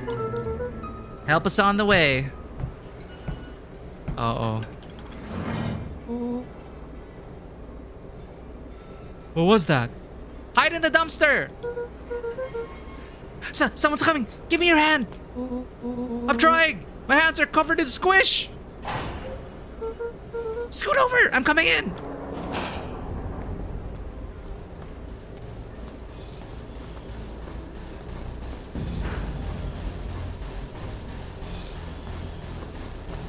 Are they gonna dump hazardous materials on top of us?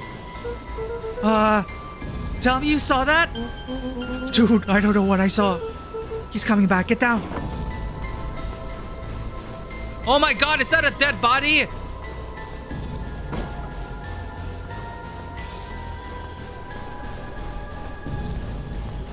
The boy sat petrified under the weight of the bag. Oh god, tell me that's not what I think it is. Luca, do you know what separates run-of-the-mill detectives from ace detectives? A ridiculous hat.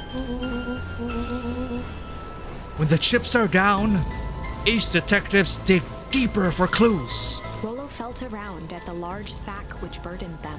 No, Rolo. Aha! He snapped off a tag from just within a small zipper opening in the bag. It's some sort of badge or something. What's it say? Rolo held the badge up to a faint shaft of light within the dumpster. Dr. Prescott, Deep Engineering. It's a name tag. Who would throw away a bag of slimy old name tags? I think it's just one name tag in a bag of something else. Okay. I think we should make a break for it. Stay calm. This is no time to panic. I'm not panicking. You're panicking. Rolo, calm down. You don't have to squeeze my hand so hard. Dude, I'm not holding your hand. Quit messing around. He's not holding his hand. What other slime-covered hand would be in here?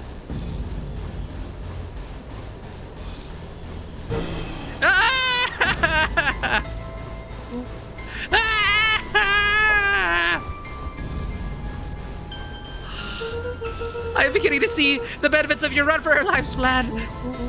Right. We've clearly established that I'm faster than you, so I'll go first. Why not go together? Flaming chicken coop, Luca. I'll make sure the coast is clear. After I go, count to 100. If you hear me yell, run. If you don't hear me yell, run. Actually, either way, haul ass. Rolo, I'll give you credit. You sure found an eventful way to start us to our summer. Here's what I do. Well, here goes nothing. Lucas sat in the dark, tracking the sound of Rolo's footsteps as he ran. With the dead body. These kids are surprisingly calm.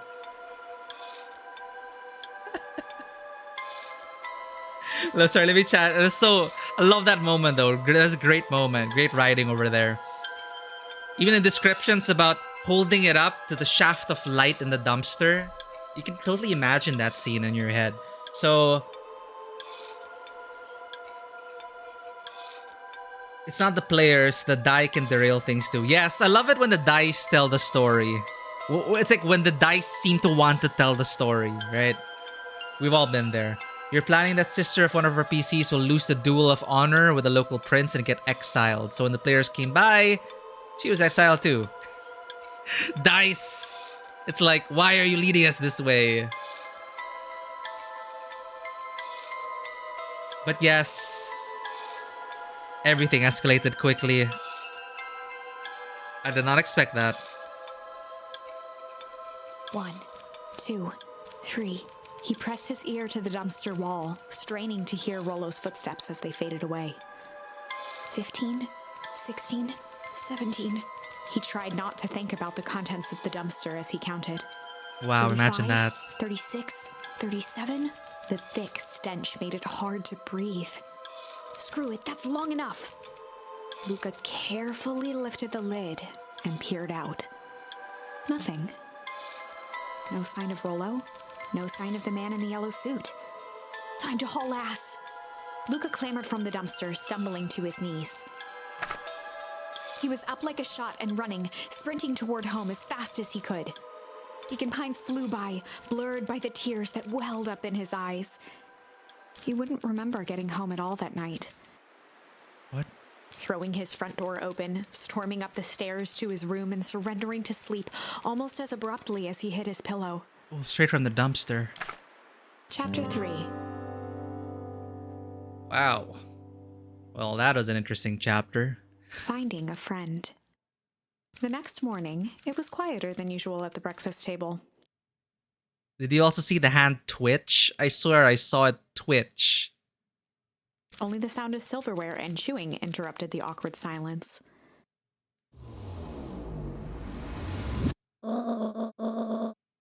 I finished jarring a mess of jam last night.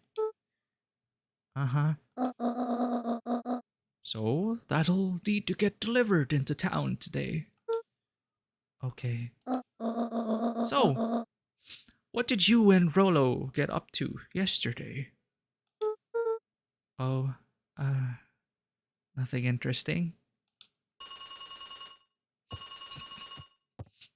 Poor kid. Hello? Calm down.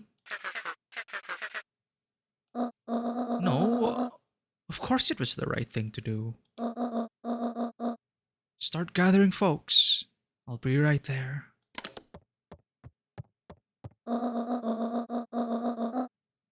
Are you sure there isn't anything you want to tell me about yesterday?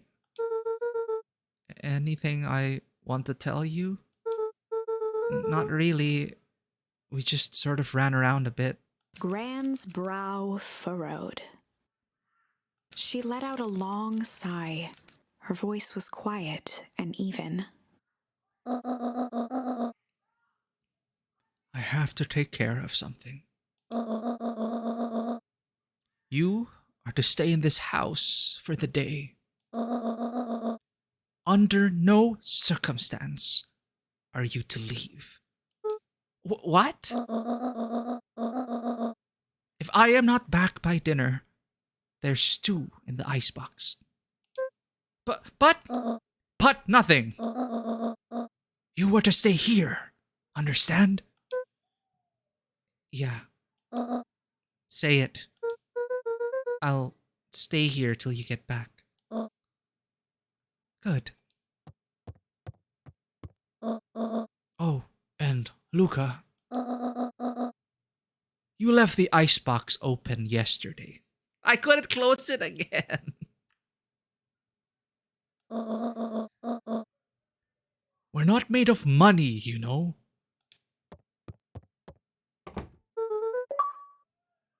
Well, that was strange.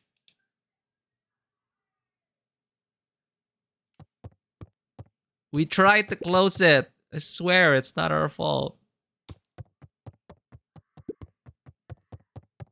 Dare I open it again? Yeah, let's open it again. Wash your hands.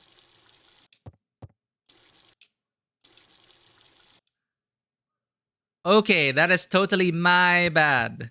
You can interact with the object again, even if there's no icon. So we really were just being a jerk.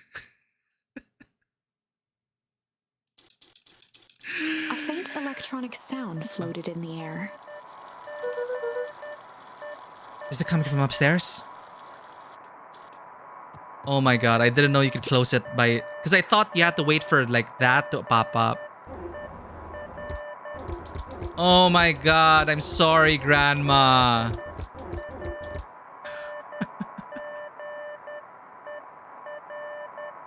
I thought there was supposed to be an interactable icon. But you can interact with things, even if there's no icon.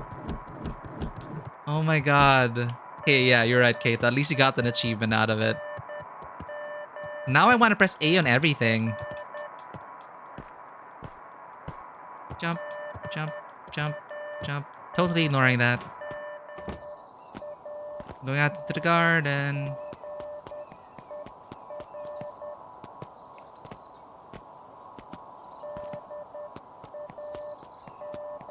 Okay, there's nothing. Let's go.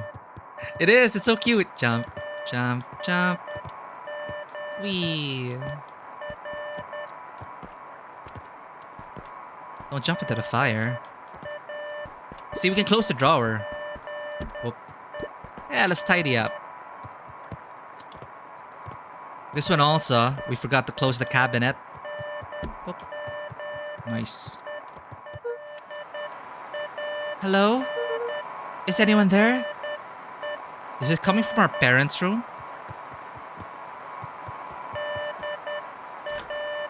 No.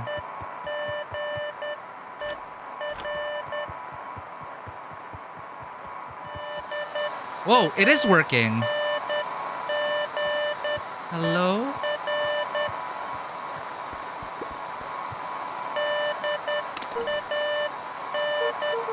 Rolo, is that you?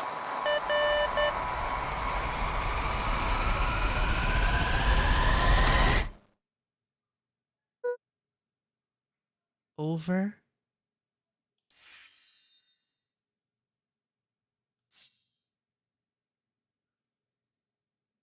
What the heck?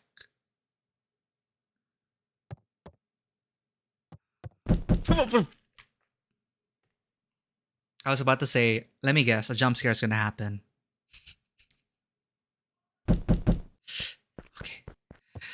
Okay. Okay, the door? Is that a door? Is that you, Rolo? Okay. Coming down. Oh! Hi, we kicked you. Hey, Roxy. If this is about me accidentally kicking you yesterday, is Rolo here? No. Look at me, Luca. This is serious. Is Rolo here? No, I haven't seen him since yesterday. Rolo didn't come home last night. Oh shit. What? A pit formed in Luca's stomach. Where was the last place you saw him? We were playing around in Weepwood, and then it was late and we went home. Weepwood? If he's alive, I'm gonna kill that little creep. Is there anything else? Anything that he said? Luca's mouth felt dry. No, we were just messing around. Okay. I need to go let people know. Check the woods. You just stay out of trouble. Go see if he's hiding in the library or something. Luca could feel his heart beating in his throat. Rolo? Where are you? Well, Gran did tell us to stay, but we need to find Rolo.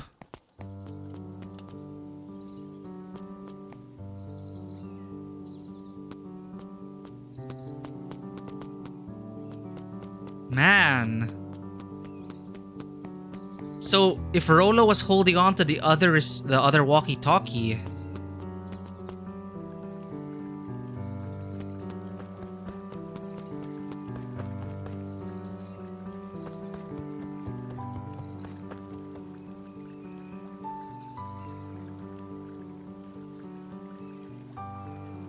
So now you can be not shit but strange. Hey Bert, have you seen Rolo? Nope. Though I've mostly been talking to clipboards. They're setting up lots of stuff for the festival. This one said he had to process some answers. I told him that was fine. I'll wait right here until he gets back. Oh, it's that dude processing the answers.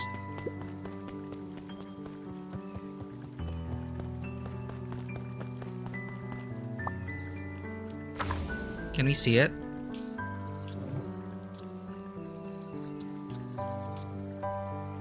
Shit, this question mark, so we haven't used it to its fullest potential yet. Interesting. But there's nothing yet. We can't use strange yet.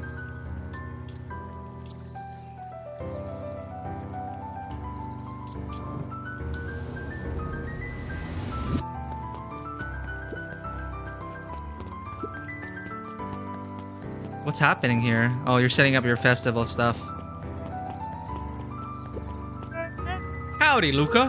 Hello again, Pete. I'm not Pete, you silly goose. It's Toby. You could have fooled me. Well, hey, it's no problemo. The important thing is, we'd love to hear your thoughts. Wait, are you kidding me? Is this really not Pete?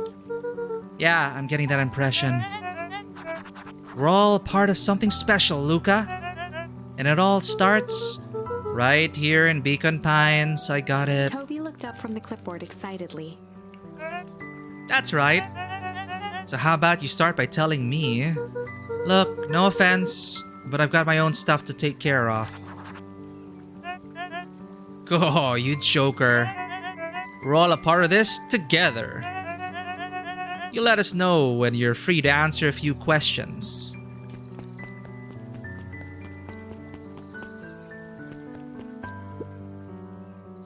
We really need to get back to work. Just a couple more minutes. If Roxy said she will be here, then she will be here. I just don't see why I'm just standing around doing nothing and waiting for Roxy, when I could be standing around doing nothing and getting paid for it. Come on, Lumi. Roxy needs our help. Ugh, my parents wouldn't listen. No offense, but isn't Rolo always getting into trouble? Something feels different this time. What can we do to help? We need to check where the adults aren't. So I guess it's up to us to check Weep Wood. Our shift doesn't end for another couple of hours. We could spend the time making posters. That would be great. I guess. Right. Fitz and I will check Weep Wood. We'll be back later to pick up the posters. I think my dad has a map of Weep Wood. Let's swing by my house and grab it before we head out.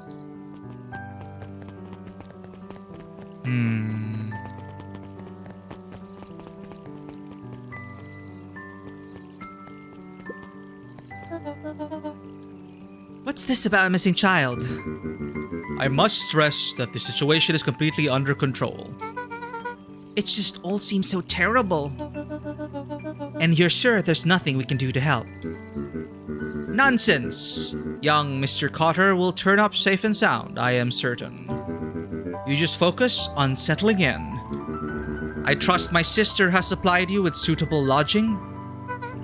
Oh yes, Miss Valentine has been more than accommodating.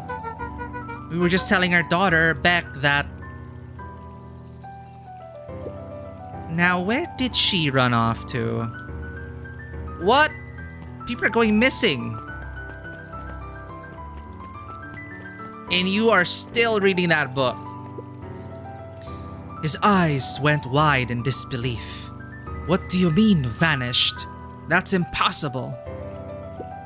Oh my. He doesn't even see the danger he's in. Wow.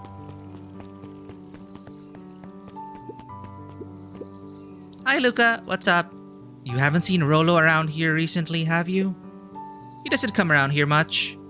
Not since they made a rule that he can only order decaf.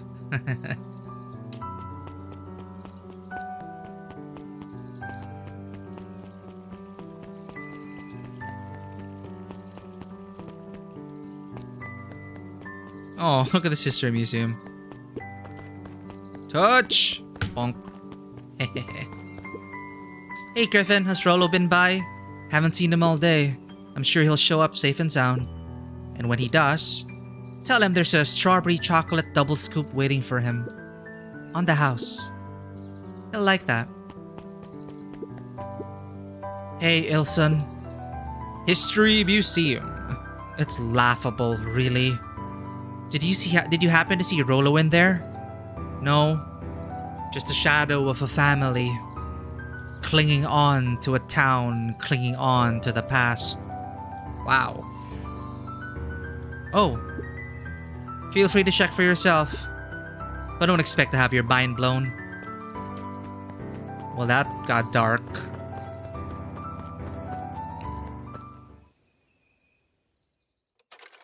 Sharper Valentine, a celebration of excellence. We all know Beacon Pines is a great town. What you may not know is great towns grow from mighty roots. And that is why you cannot tell the story of Beacon Pines without telling the story of one Sharper Valentine. Young Sharper's keen intellect and strong moral fiber led to a grand vision. A vision of a community dedicated to a better tomorrow. In his own words, a better tomorrow is within our grasp, but it requires a singular mind to harness it. Lucky for us, he decided to grow that vision here, in Beacon Pine. And how does one grow a better tomorrow? With fertilizer, of course. Valentine's Fertilizer Company became the lifeblood of a town yearning for purpose. But then tragedy struck, a scientific experiment gone wrong. An accident which took Sharper away from us far too soon. Oh. To this day, we struggle to pick up the pieces. But one foul harvest isn't enough to stop the people of Beacon Pines. The spirit of Sharper Valentine lives on. It lives in the hearts of everyone with a dream for a better tomorrow. Together, we will follow his example and grow a bountiful future. Paid for by the Valentine family and the Valentine Fertilizer Company Riverfront Fund. Yay. That was unhelpful. At least they acknowledged that it was a scientific experiment gone wrong, which caused the harvest. Andrew Ryan! Hello, Andrew Ryan. Good to see you again.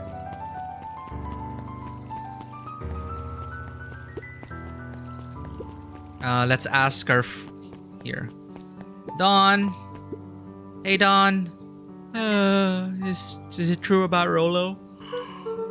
Yeah, he didn't come home last night. I wonder if it's connected. I think for me, Dawn's always like perpetually sleepy. Connected to what? I was checking in on reports about increased activity around town. What sort of activity?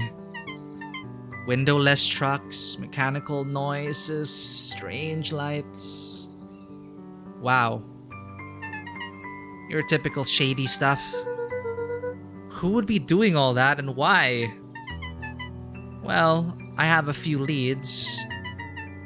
The Valentine family is always suspicious. Perennial Harvest certainly has the resources. Do you have any idea where Rolo could be? The best place to start looking is where the trail went cold. Where did you see him last? We were in the Weepwood, right by Valentine's Fertilizer. I'll check out Weepwood when my shift ends. I do my best work at night.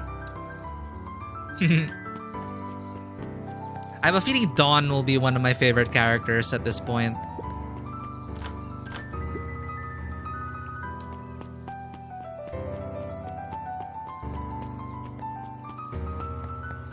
Where's the library? Oh, there's the library. Penguin! Of course! Of course the librarian's a penguin. A peek behind the curtain. The methods and ruminations of Patrick C. Montesquieu. One of the greatest acting minds of our time. By Patrick C. Montesquieu. Wow. Oof. Sally Seashore's Simple Succulent Sundries. Sally Seashore Simple Succulent Sundries. Sally Seashore Simple Succulent Sundries. Got it.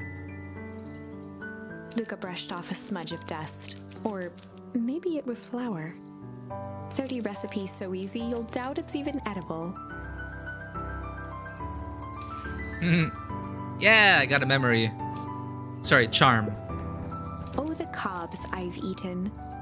A salad-centric travel guide for the mildly adventurous. Mildly adventurous. Yuck.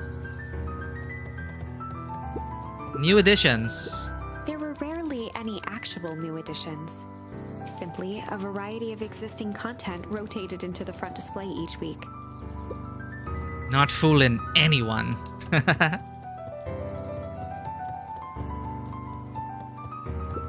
Mycological phosphorescence. Glowing mushrooms. Ugh. More like my complete loss of interest.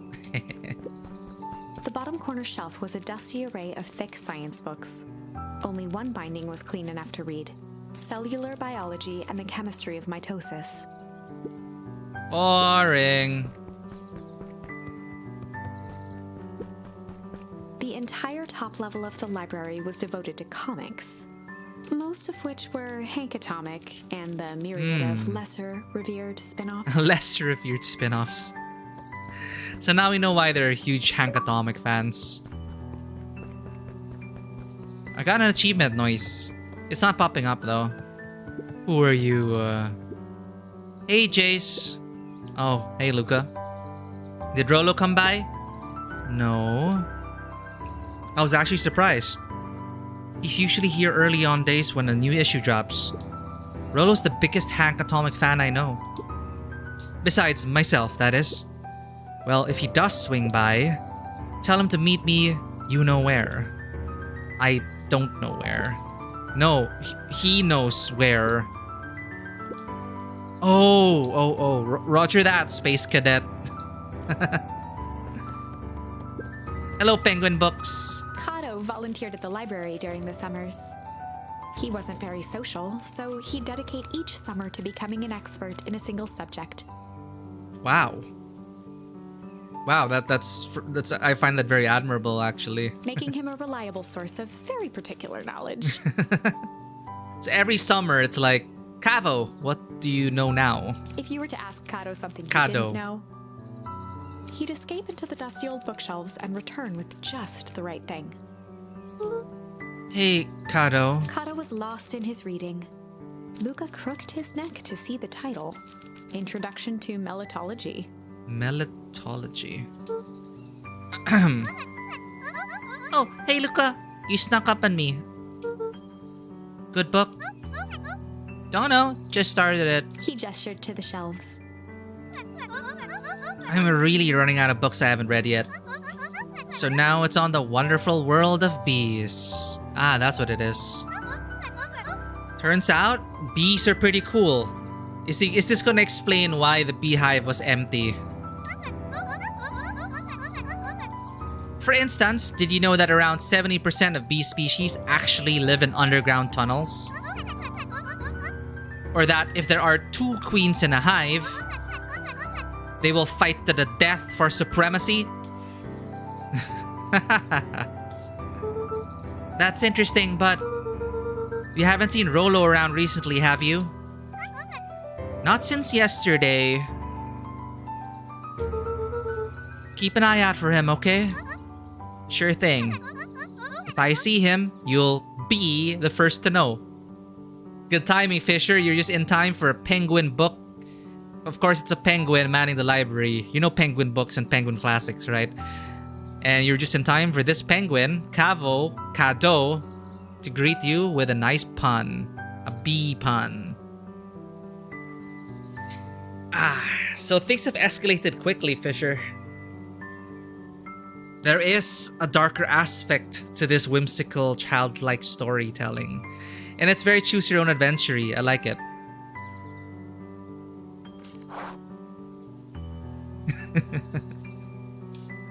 But now, well, this is just the beginning if you want to play this yourself. But again, major spoilers ahead. I totally understand if you want to come into this not knowing anything about the story. But we're finding our friend. And check this out. I mentioned choose your own adventure. It's literally branching paths on this tree. And you get to decide. You know, it's like we're collecting. It's like we're collecting memories like an exocolonist, but it's used differently here. It's used to change the path of the story. Well, welcome in, Fisher. Hopefully the medical thing went well.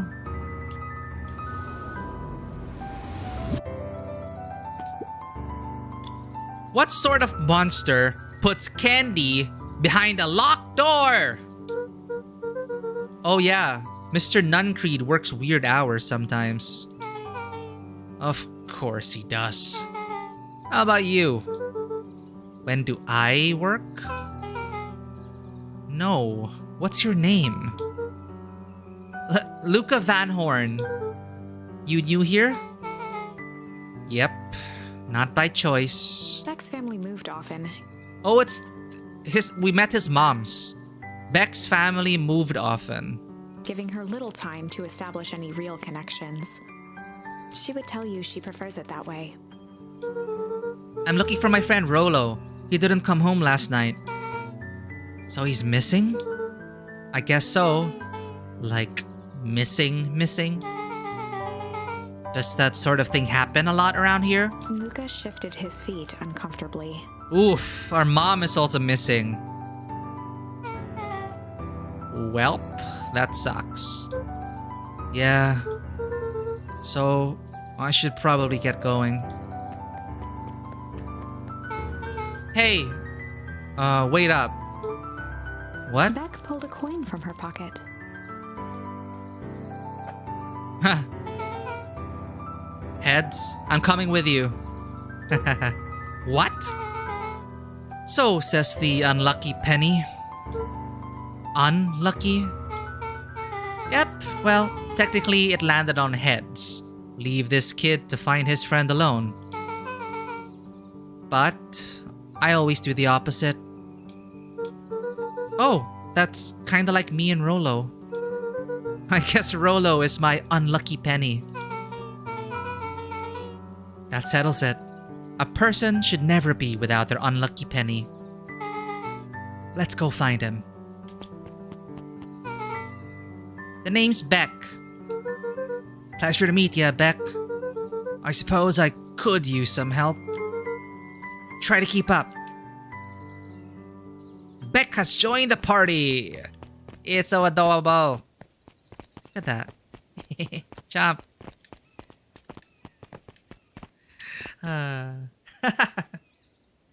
Well, glad to have you here, Fisher. It's so adorable. I see. Psychiatric stuff for work evaluation. Glad you hit all the check marks. Good job.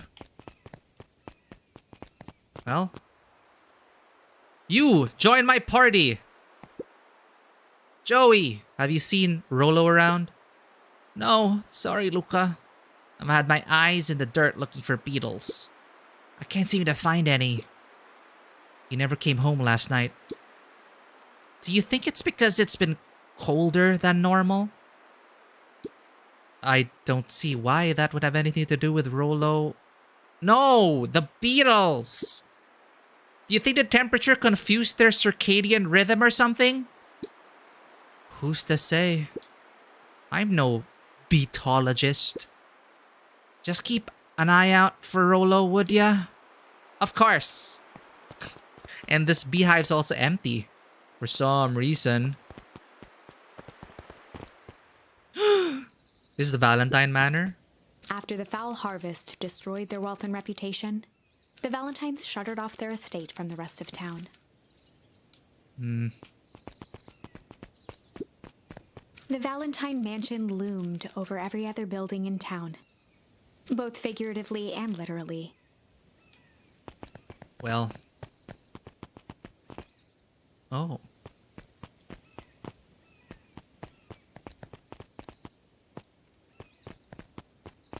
Huh.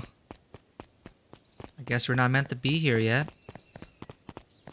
But what is that thing we heard on the radio? Strange things are happening in Beacon Pines.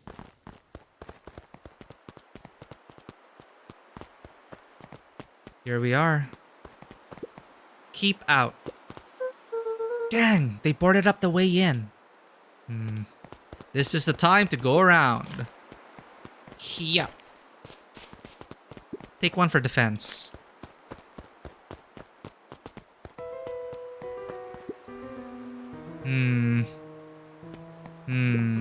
Luca felt a chill as he approached Beck.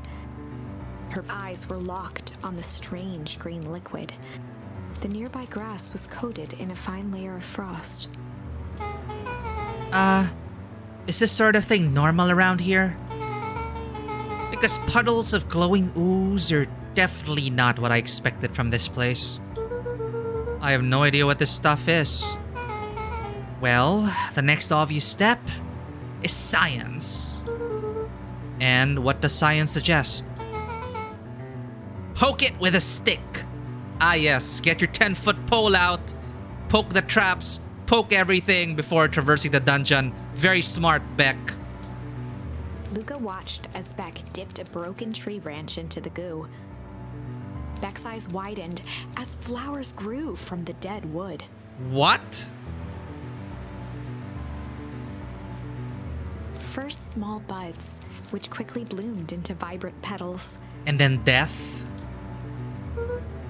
So the accident was the fertilizer was too strong.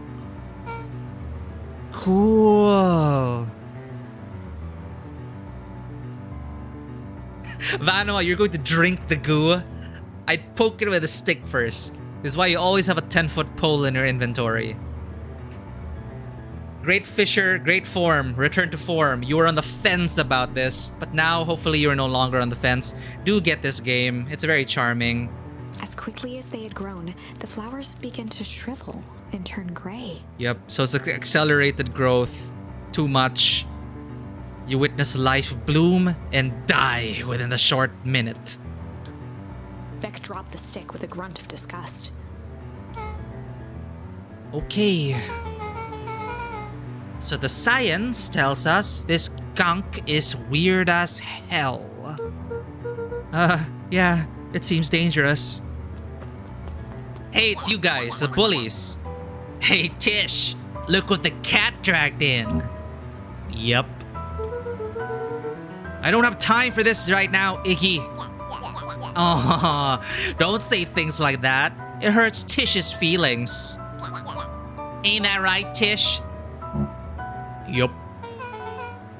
She looks fine to me. Why, hello! I don't think we have been properly introduced. Iggy's the name. This is my compatriot, Tish. Yep. You've probably heard of us. Can't say I have. I'll forgive you just this once, on account of you being new around here. Why would you hang out with this dud? Oh, seems pretty alright. Iggy, why do you have to be so... you? Has he even told you that his parents skipped out on him? Oh, low blow. Shut up. It's true. They got tired of having such a pathetic kid and left him. Iggy, I'm only gonna say this one time. Don't talk about my family. Well, look who's grown a backbone now that a girl's around. First, his pops croaked. Then, his mom finally couldn't take it anymore. and bounced. Oh, you are Iggy took so a step towards dead. Luca, his sneer lit by the glowing puddle. Stuff his face in the puddle. Beck could see tears welling in Luca's eyes, his fists clenched. Some things about Beacon Pines were very different from the city, but a bully from a hayseed town is really no different from a city bully. Just grab his face and then bam! And then watch him wither and die before our eyes. Yeah, it might end up like that. Beck took a deep breath and thought, well, time to bust out the strange. What do you think? Tickles or strange? So this is Beck now. This is Beck's action. We can always go back and do something else, but I want to do that as little as possible unless the game requires it. We're gonna try and go through we're gonna try to get an ending. So we're gonna stick to these decisions, and then when I feel like it, then we go back and start changing things. Yeah, I like strange too. Let's see what Beck interprets as strange. well, time to bust out the strange.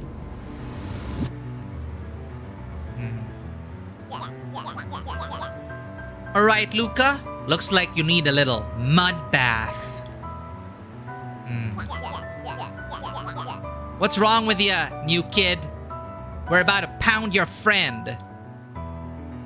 Beck stared in silence, the only sign of life being the twitch of an eye. It's weird when people don't talk. Yup. Stop being a weirdo. Hello? Are you some kind of wackadoo? Huh. Makes sense. Wackadoos travel in packs. Eh, dud? At the sight of Iggy taunting Beck, something in Lucas snapped. Iggy's smirk shifted to a look of shock as Luca launched himself into his stomach. Oh my god, is he really going to get tossed into the goop? Ah! Oh my god! Iggy's clothes were drenched in the glowing ooze. You jerk! My clothes are ruined! I'm gonna... Oh shit, is he gonna shrivel up and die before us? Iggy's voice began to slur as he struggled to get up.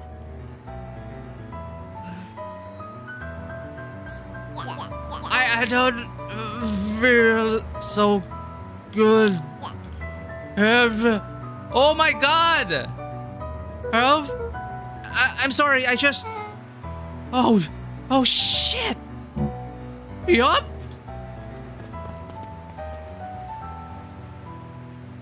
Holy shit, he became Two-Face!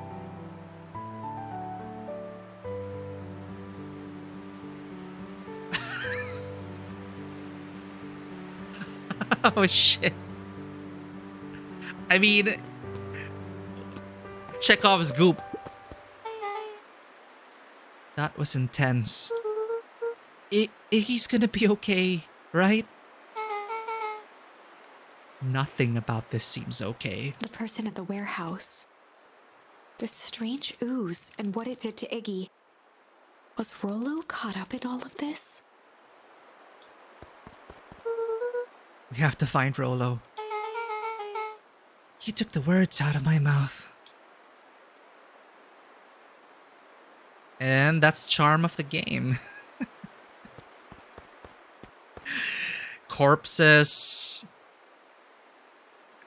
Severed hands. Aging death goop. Accelerated aging death goop.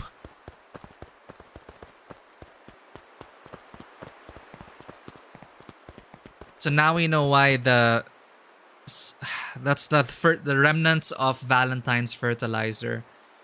It's probably the cause of the... It worked so well, the plants died so fast. Oh lord. Oh, this guy is the CEO of Perennial Harvest, who swooped in and saved the town. I'm suspecting corporate sabotage. Whoa there, little buddies. You startled me. What in the dickens are you up to in this part of town? We were just helping look for Rollo. Oh, we haven't heard the good news? Rollo showed up safe and sound a bit ago. Oh, that's so sus. Really? So, where was he? It's funny, really. He just got a little turned around in the woods. They can be disorienting, you know. I am starting to get that impression. Rollo's at his house now, getting some well-deserved rest. Oh, wow, that's a relief. You two should scurry along before you get lost yourselves. Yeah, come on, Beck. Can't wait to introduce you to Rollo. Oh, that reminds me. Luca, your grandmother was looking for you. She was? She was worried sick. You should march straight home. I guess. Beck, your folks might be getting worried too. I'll walk you home. I need to talk with Nellie about work anyway. Oh, so Beck's parents moved in for work. Beck glanced toward Luca. I guess all's well that ends well. I'll introduce you to Rollo tomorrow. Sure. Glad he's okay.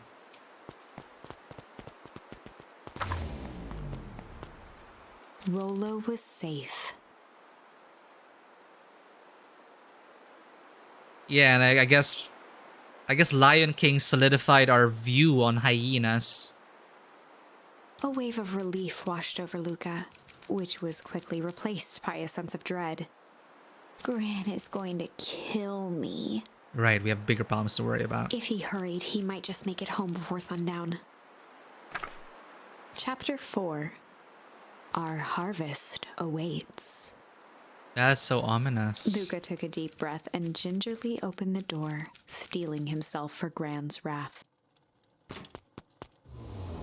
Don't tell me Gran is missing. Gran? I'm home. Everything's fine. Gran? Oh, what? Gran? I know I wasn't supposed to go anywhere. I was just helping look for Rollo. Oh, what the hell?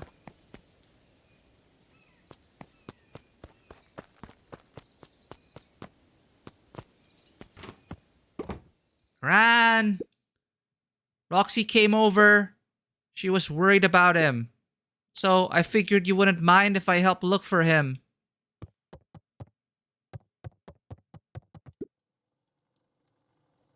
Are they gonna... Whoa.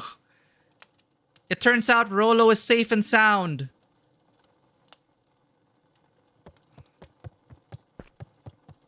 Gran?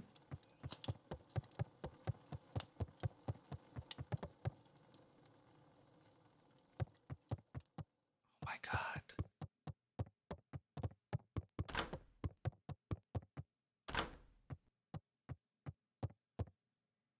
I'm worried about what's behind the door. Luca was alone. The house was empty. So Gran's not back yet. I guess that's a good thing. Nothing to do now but sleep, I guess. Plonk. Luca was sitting by the pond, listening to small waves lap against a rock. His father sat in a folding chair in front of him. Without turning, he spoke. "Why don't you grab me some nice bait?" "Sure thing, Dad." Luca hopped over to the tackle box and popped open the lid. Inside was a rolling, buzzing mass. "We're fishing with bees?" Luca's father gave a warm chuckle. Well, you catch more fish with bees than honey. Pick us out a good one. What a weird Luca closed his dream. eyes and plucked out a bee. He could feel its wings struggle between his finger and thumb. Holding it at arm's length, he hurried over. His father deftly baited the hook and examined his work. Interesting choice. With a practiced flick of the wrist, the line buzzed in a graceful arc. The water accepted it without a splash or ripple. The wrong choice, but I respect it. The pond began to freeze over. Sometimes we gotta make the wrong choice before we can make it right. Pallid ice propagated across the still surface with an alarming speed. Luca scrambled back as the ground beneath him turned cold. Dad, I don't understand. Sorry, kiddo. Understanding isn't always part of the deal. The relentless ice shot through the fishing line toward his father. Dad, look out! His father casually wound the reel. None of it's your fault, you know. Never was. Dad, we have to go! Luca grabbed his father's shoulders, trying to pull him away. Please, you have to run! The ice crackled as it spread across his father's hands. That's the thing about fishing, Luca. His chest began to crystallize. You toss your hook in, and you never know what you're gonna pull out. A shock of searing cold ran up Luca's arms. He gave one last desperate tug. The chair tipped backwards in a single frozen mass. Luca tried to stop the momentum, but it was too late. He watched the icy form of his father slam into the hard ground, shattering into 1,000 pieces that crowded around his feet. Dad, I don't understand. What does all this mean? The gentle rustle of leaves was the only reply. Wow. And there's the radio again. Rolo has the Luca's other eyes half. struggled to focus on the walkie-talkie. That was super well written and delivered. This narrator, I'm really liking this narrator.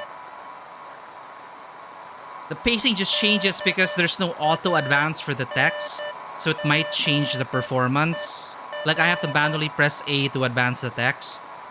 But overall, that is also well delivered. And I think that also hints at how, I guess it was a fishing accident. Dad fished out a contaminated fertilizer thing maybe, and that is it. Maybe. I don't know.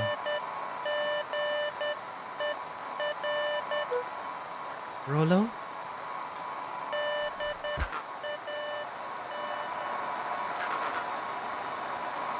Faintly, he could hear Rolo amongst the noise. Luca! Rolo? Is that you? Luca! There! Rolo, it's the middle of the night. Luca! Oh, thank God. Listen. I don't know how long this thing will work down here. Down here? Rolo's voice was coming through more clearly now. But some words were still just static. Listen to me. Someone grabbed me yesterday. What? The man in the hazmat suit? It was some sort of I think I'm underground. Underground? Are you okay? Kinda.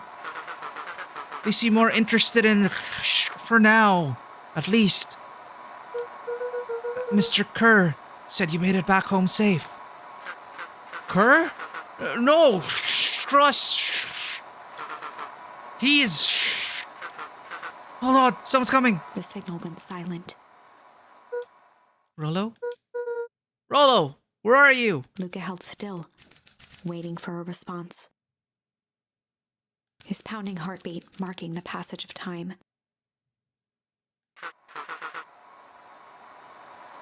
Okay, I think they're gone. It's getting worse. I can barely hear you. Rolo's voice began to fade. Losing signal. Not much time. Mission control. You need to The treehouse!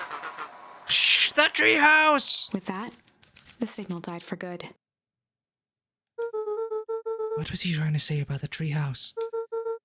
What's at the treehouse? The antenna! He wants me to use the antenna in the treehouse to get a better signal.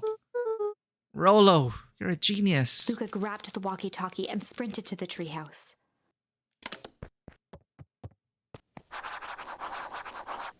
Wow, this is getting intense. Run! Luca heard a group of footsteps approaching. Oh shit. He dashed behind the bushes to avoid being spotted. Huh? So, we all understand our roles? You can count on me. I still think we need more time. This wasn't the original plan. Mr. Tolliver paused, shifting his eyes to one side. We're all in danger now. I, for one, refuse to sit idly by while that danger persists. Granny? Hiram, you just keep your wits about you. Mr. Tolliver took one long, quiet breath. You're right. You can count on me. I just wish we could have made that deal with Heiress Valentine. Her resources would have still come in handy. As I said, I had no time to contact her after your call this morning. Plans change. How's Luca holding up? He's fine. We shouldn't lose sight of the fact that this is all... I know very well what all of this is for. We have no choice. Operation Sparkplug has a new objective. Are we in agreement? The three shared a determined look. Good. We'll reconvene after the festival. Granny!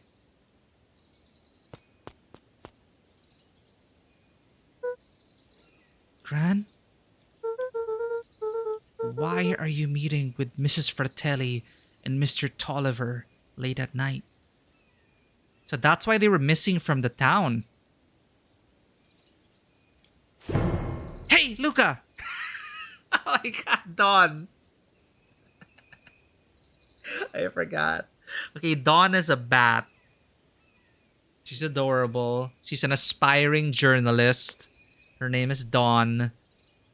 And now she's fully awake because it's the evening.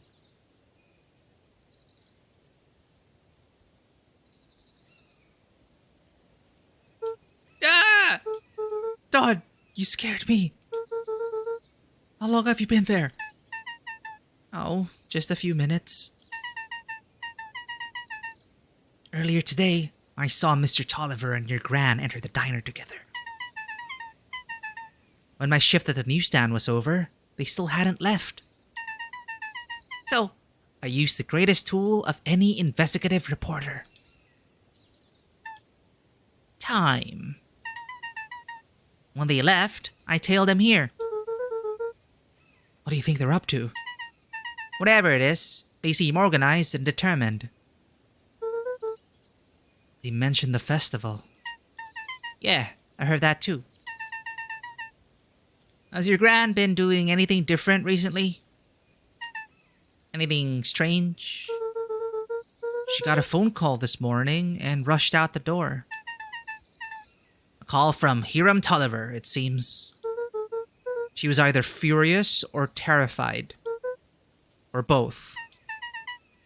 Luca, be careful out there. I think we might be in the middle of the scoop of a lifetime. I will. Aren't you coming out? Nah, I'm gonna stick out here for a bit longer. See ya, Luca. Whoosh. Good luck, Dawn. Furiously terrified. Oh man. Oh man, what's with the secret meetings and everything? Hey, fellow kids. What are ya doing? I did it. I changed the sign. Splendid. Did anyone see you? I don't believe so. You were right. It was simple enough to just rearrange the letters. Odd choice for a prank, though. In situations such as these, odd is good. The two boys shared a mischievous grin. Is that how you pronounce it? Mischievous grin? Mischievous. Mischievous. Oh my god, I've been saying mischievous the whole time. I can't wait for everyone to see the big reveal. It should be quite memorable. Let's make ourselves scarce for now. So this is the child of like the Valentine family, the rich kid. Well, former rich kid, I guess. Or still rich, they have an inheritance. What letters did they mix up? Festival. I wonder what the prank is.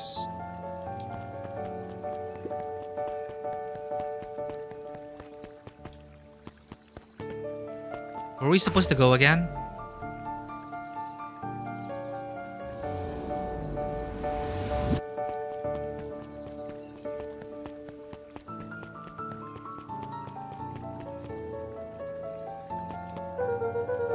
Better have. Alright, we're supposed to go to the treehouse. Urgent.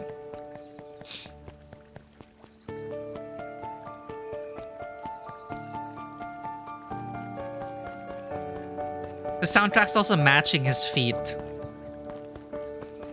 Like, the running.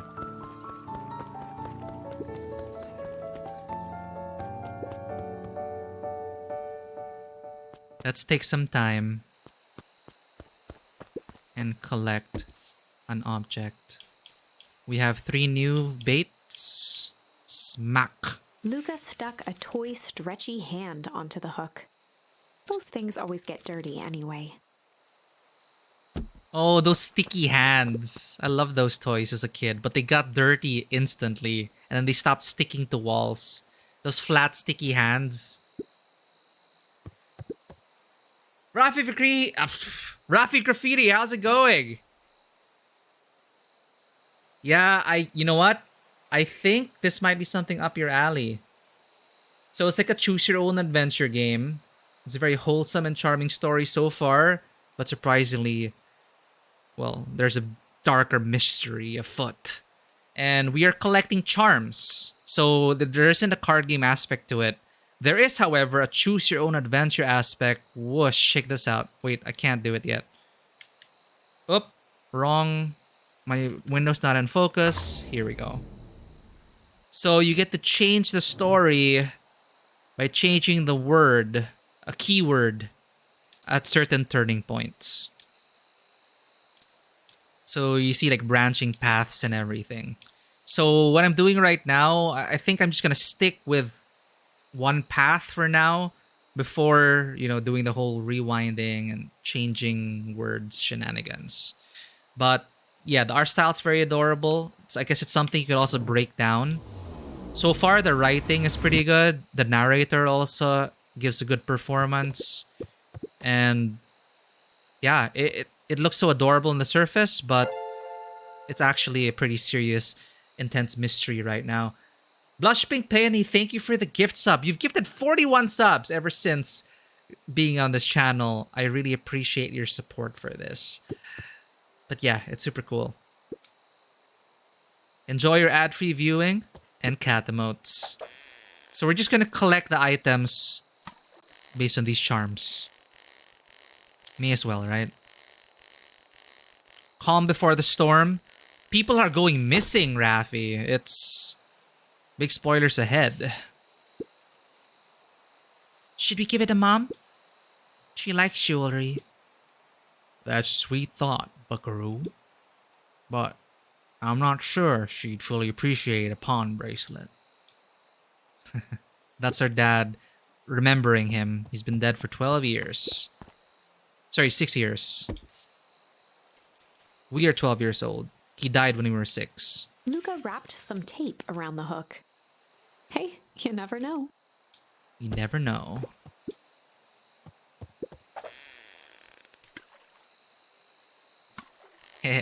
It's adorable baby Luca form.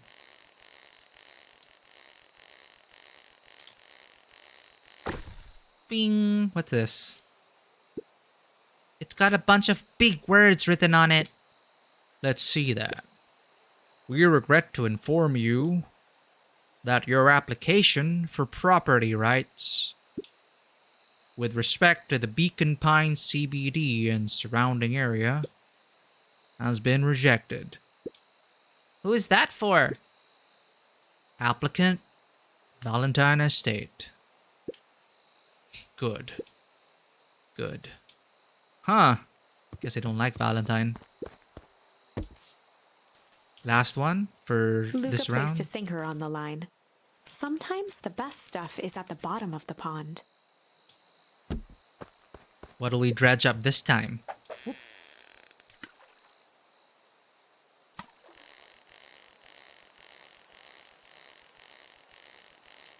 Oh yeah, our mother's also missing. The story begins like that. Aha! Malice 80 proof whiskey. A hard liquor for a hard man. Best leave that be. Takes a real piece of work to leave something like that lying around.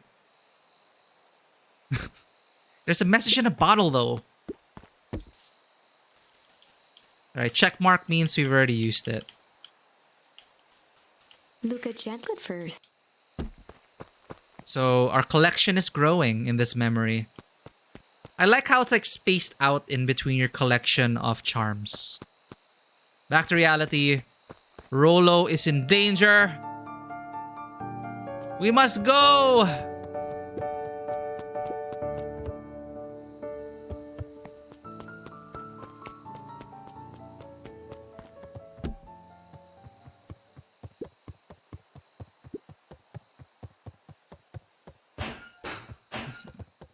What's on the radio? Hook up the walkie-talkie to the radio in the treehouse. Rolo? Rolo, are you there?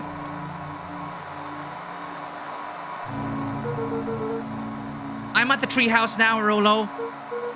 Mr. Kerr said you were alright.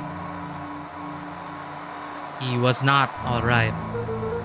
What happened out there? Dang it, Rolo! Where are you?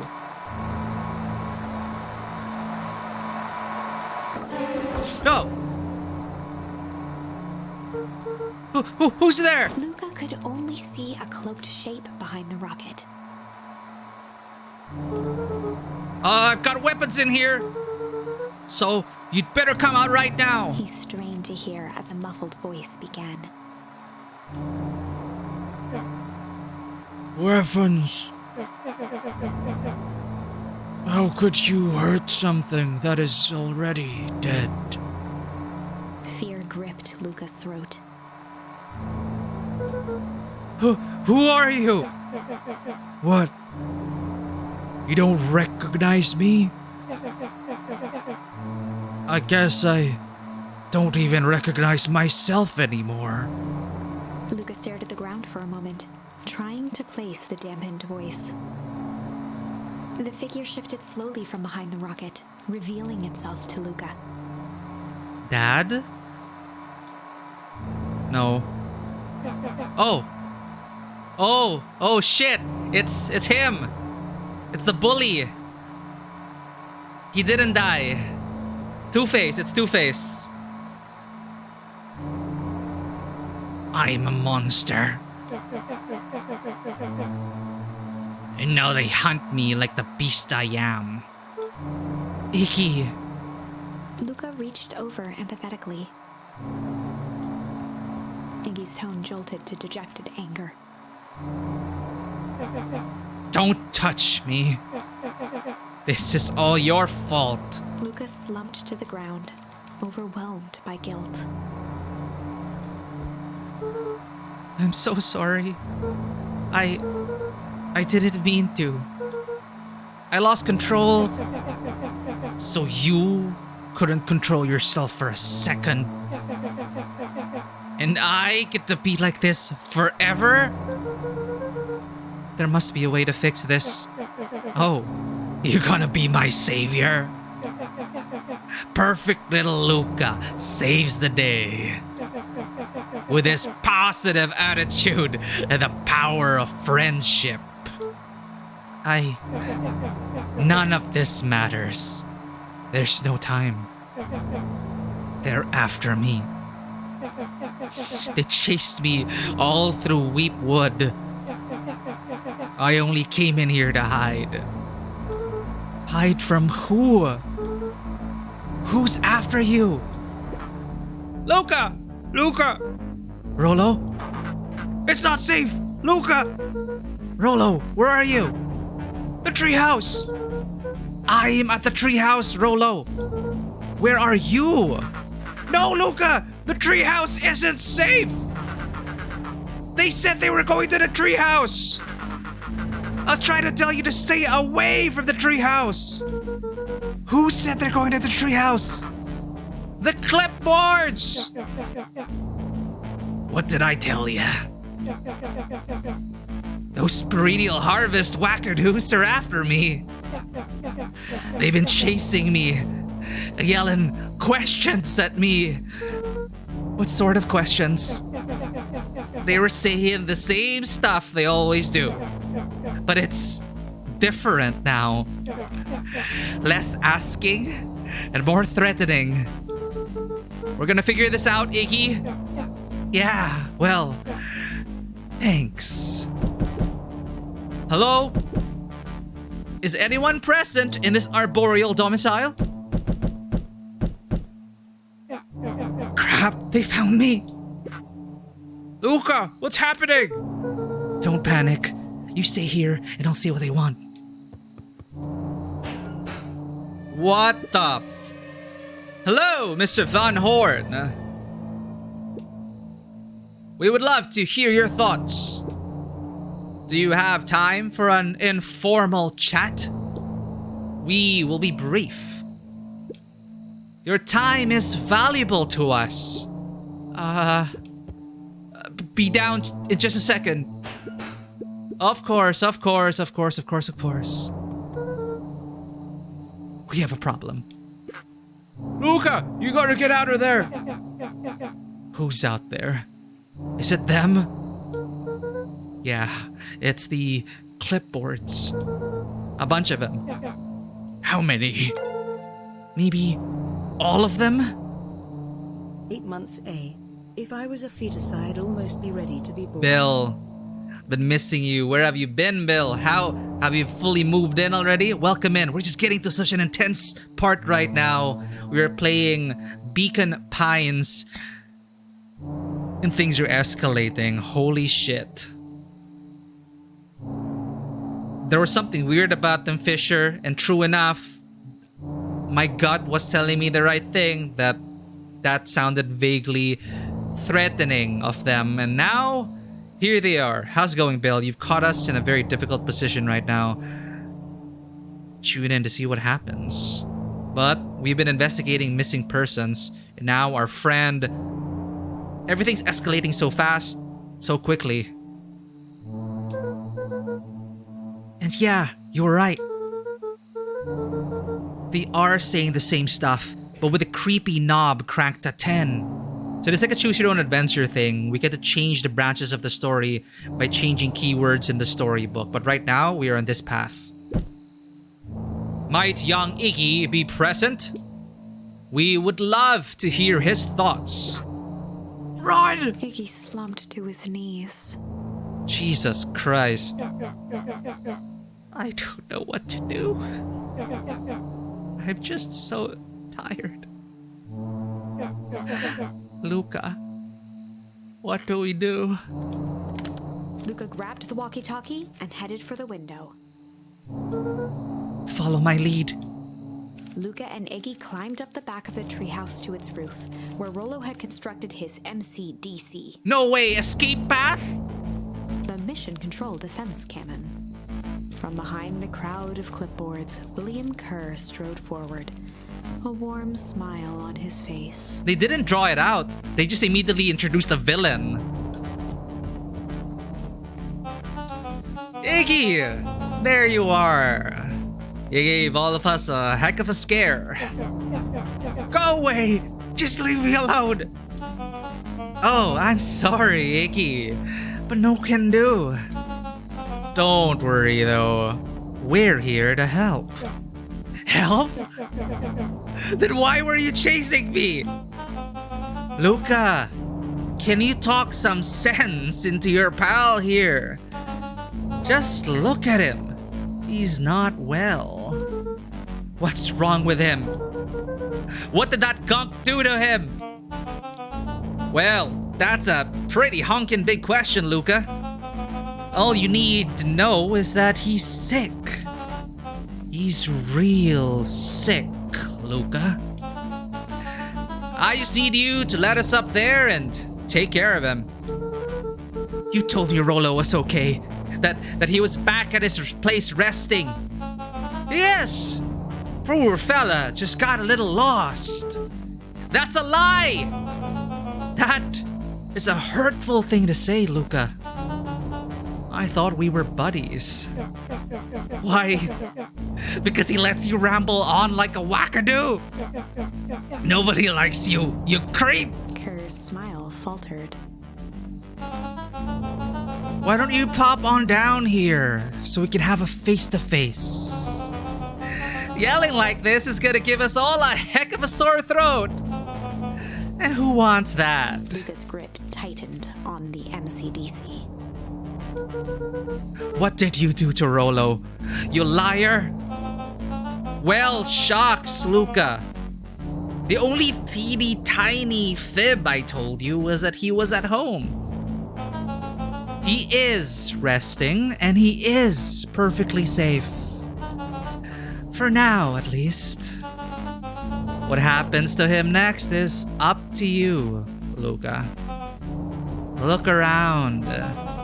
You're in quite the pickle, and I am the only person in the whole world who can help you. You get to decide how this ends. Luca's mind raced. He was caught in a trap. What do you do when there's no hope?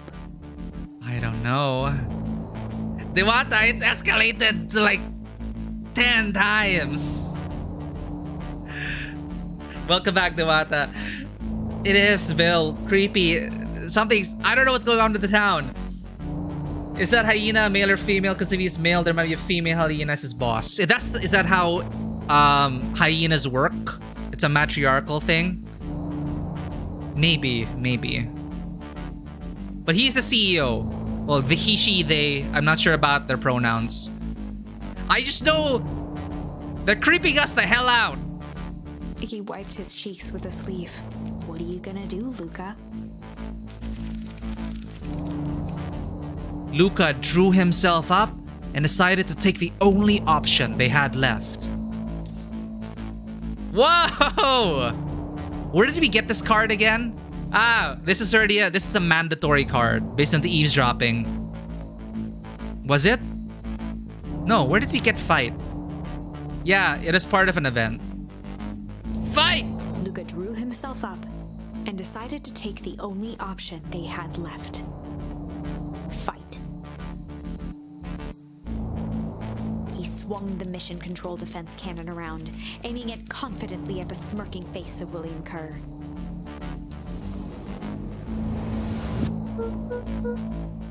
Hey, Mr. Kerr! Luca summoned his most insolent demeanor. Rollo sends his regards. Well? Hey! That was uncalled for. more than a little rude. And just plain unsanitary. Luca, I really did think we were good pals. What a shame that it's come to this. Kerr turned his back on the two boys. End this. With a nonchalant wave of the hand, he made his exit. Emmett Selk wave. As the clipboards began to slowly advance on the treehouse, Luca looked to Iggy with resignation in his eyes. The end. GG. We're on a third playthrough now. That escalated quickly. Maybe discretion was the better part of valor here. I thought he was gonna use it as an escape path, like a plunger down there, and then we zip line down and escape. But that's how it ends. Thanks everyone for tuning in, and just kidding. I guess we have to change something again here. I like that his name is Kerr because it means coward. Really? Oh, I'm not sure what language that is. Let's put a pin in this for now. Well, that is a dead end for now. We can tickle instead of yeah, we could change our relationship with Iggy here, I think. We can also click struggle here. So we have two paths to choose from. Since we just met Iggy, let's see if tickling him will lead to a different outcome. Where does that lead us to? Like, will he fall into the goop or will someone else fall into the goop? I'm curious. Whoosh.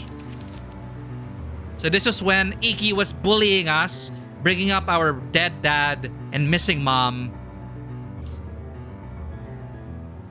Beck is our new friend, but we made her be strange and weird. But now let us go for, well, time to bust out the tickles. Well, time to bust out the tickles. Hey, Tish, wanna see something cool? Oh, now I know. I think you're talking about a Kerr, right? Now that makes sense. Kerr, yeah. You Kerr. So his name was already kind of, you know, bad guy-ish.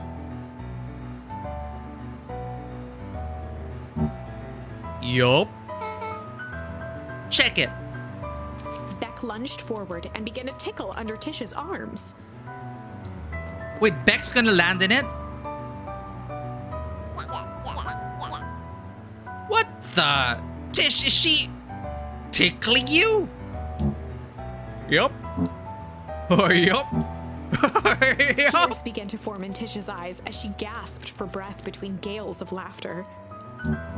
Beck redoubled her efforts until Tish finally had had enough. Bam! Just punches Beck out. Hurry up! Oh, she just ran. What just happened? She seems nice. Sorry for the interruption. I think you were just threatening us. Iggy's eyes darted around, a realization dawning on his face that he was now outnumbered. I just remembered. I have somewhere to be. See you around, new kid. Iggy kicked at the puddle before making his escape. Oh shit! Who's it gonna land on? No, Beck!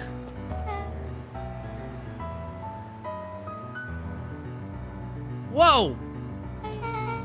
What a little creep. Beck, I think you got a little ooze in your hair. Beck shook the ooze out of her hair as best as she could. Is it bad? It depends. What are your feelings about having a more mature, refined look? Oh, God. Chapter 4. The Best Policy.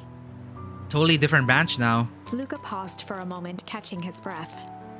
He'd only just met Beck, and somehow he already managed to drag her into this mess. Hopefully he could make it up to her. But finding Rollo was his primary concern. Oh. Okay, that wasn't... Okay, it just a bit on her hair gave her, you know, she looks like a rogue now. That's fine. Always have a badass character with a strip of white hair. That's an aesthetic. So that is a better outcome than two-faced Iggy.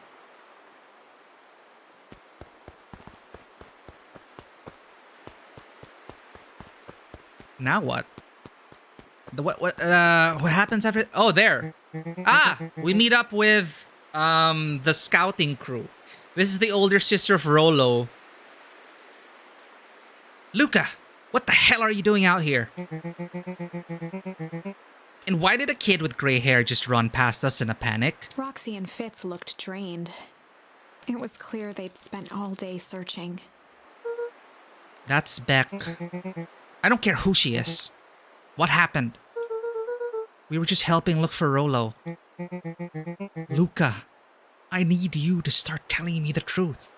Roxy's temper could often be dismissed as the impatience of an older sibling. But this was the most intense Luca had ever seen her.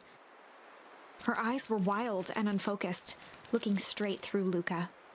We're running out of time. In a torrent of rambled words and tears, Luca broke down. Rollo and I weren't just playing in Weepwood yesterday. We were investigating the lights at the old Valentine warehouse.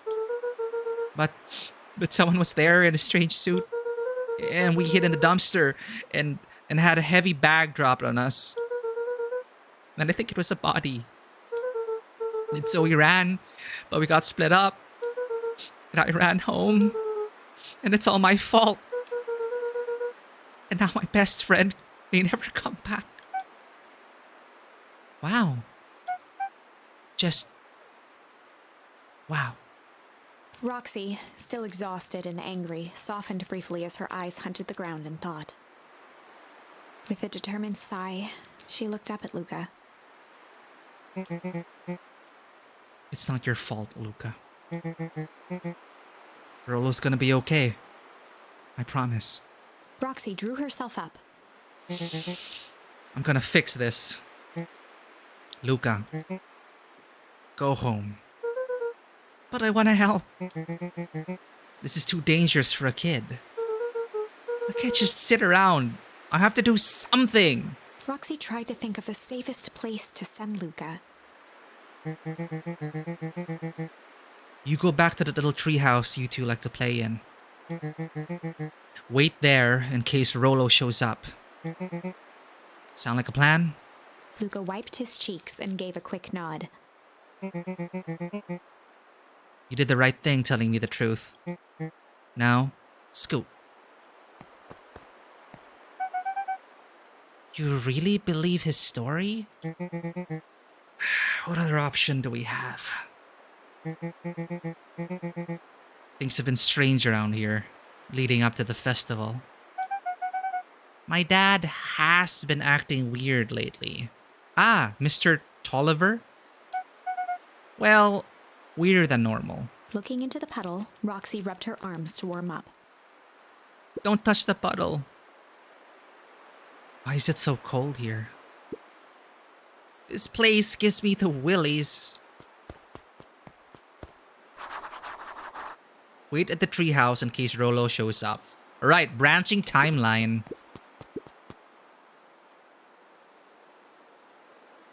A creepypasta? It's all creepypastas right now. Dear God, is this gonna be another SCP experience? It's always the small town with the accident, which excuses the big bad corpo to come in and do secret corporate shenanigans to drain the life of the town quite literally sometimes. But I'm enjoying the story so far still. Like how it's presented. Joey, how are you doing with your beetle hunting? If we could all just be like Joey, you know, just head in the ground, nose to the ground, looking for beetles. So this is the once famous Valentine estate, but ever since the fertilizer incident due to a scientific experiment gone wrong, they are now infamous and shamed to obscurity. Can't break into their shed though. Treehouse time. Creepypasta I read had a baby making factory. Okay, that sounds effed up. That reminds me, I've always been meaning to watch The Handmaid's Tale. I heard it's a good series. I think that's the premise though.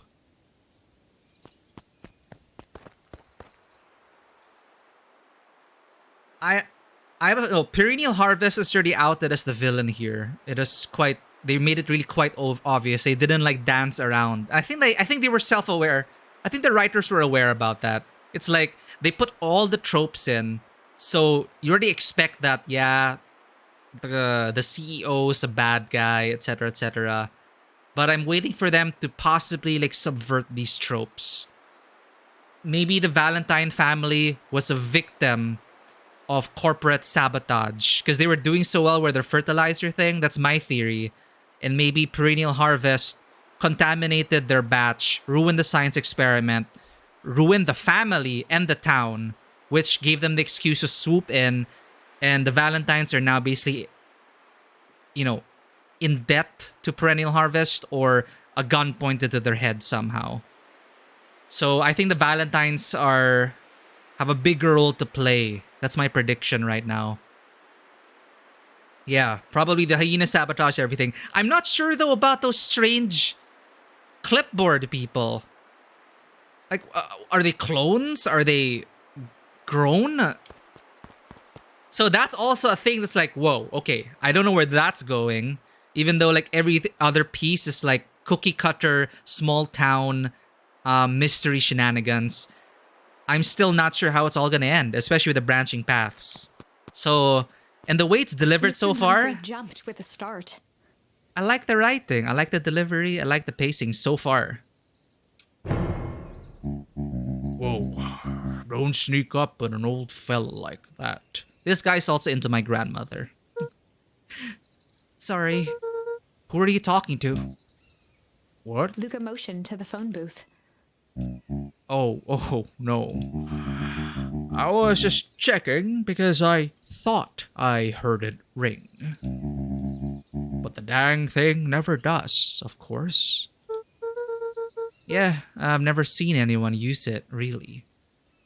The whole thing's a waste of money, if you ask me. Something was in that phone booth. Probably an entrance to the facility, who knows? Any word from Rollo yet? Not yet. Long time for a boy to lose his way. Why's the music? Rollo knows those woods too well to get lost. I suppose you're right. Silly boy's antics have this whole town worried sick. Antics? We all know Rollo likes to play his little pranks. You think this is a prank? What other possible explanation could there be? He's not playing a prank, and he didn't get lost. Someone took him. I know it. How would you know that? Unless... Luca, is there something else that you know? Mr. Nuncreed gently placed one of his substantial hands on Luca's shoulder. Dang it, boy. Boy. If there's something you know, something that could help your friend, You need to tell folks. Can we trust him? Kind eyes warmed a stern face. Why is the music so intense? There was a deeper emotion hiding beneath it all. It was subtle, but Luca could sense something eating away at him. Guilty about my dad dying or mom passing away? My mom missing? Does he know something about it? There was a blank lurking behind those eyes. A shame. That's our only charm. There was a shame lurking behind those eyes. Yeah, I'm thinking. A deep sadness.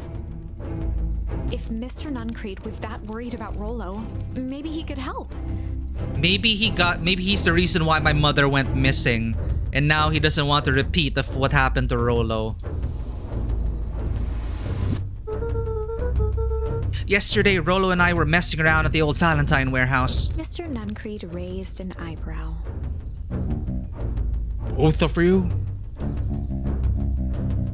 You were with Rollo when he went missing? Not exactly. I was hiding in the dumpster. The dumpster? What were you doing in there?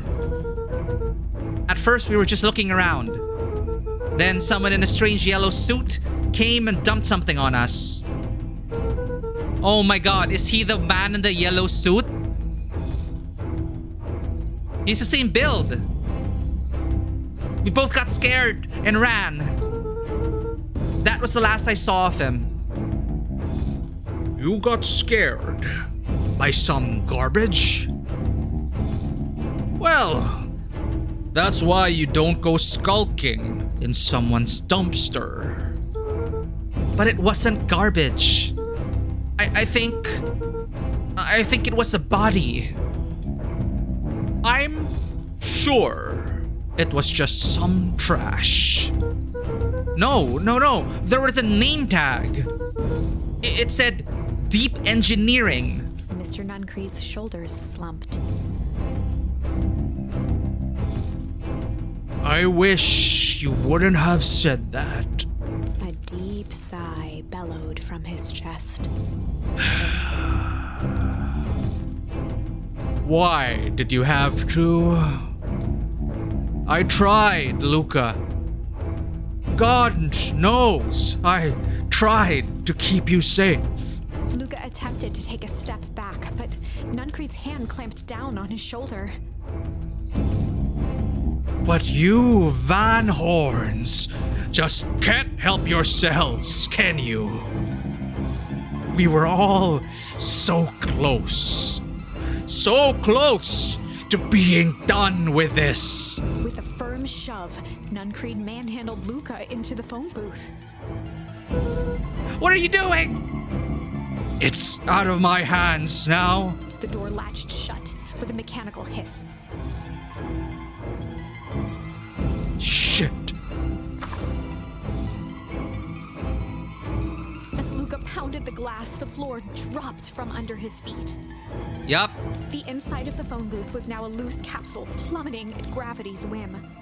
Luca winced and pressed his hands to the walls. As he braced for impact, the capsule hurried to a surprisingly smooth stop. He felt a cold rush of air and opened his eyes with hesitance.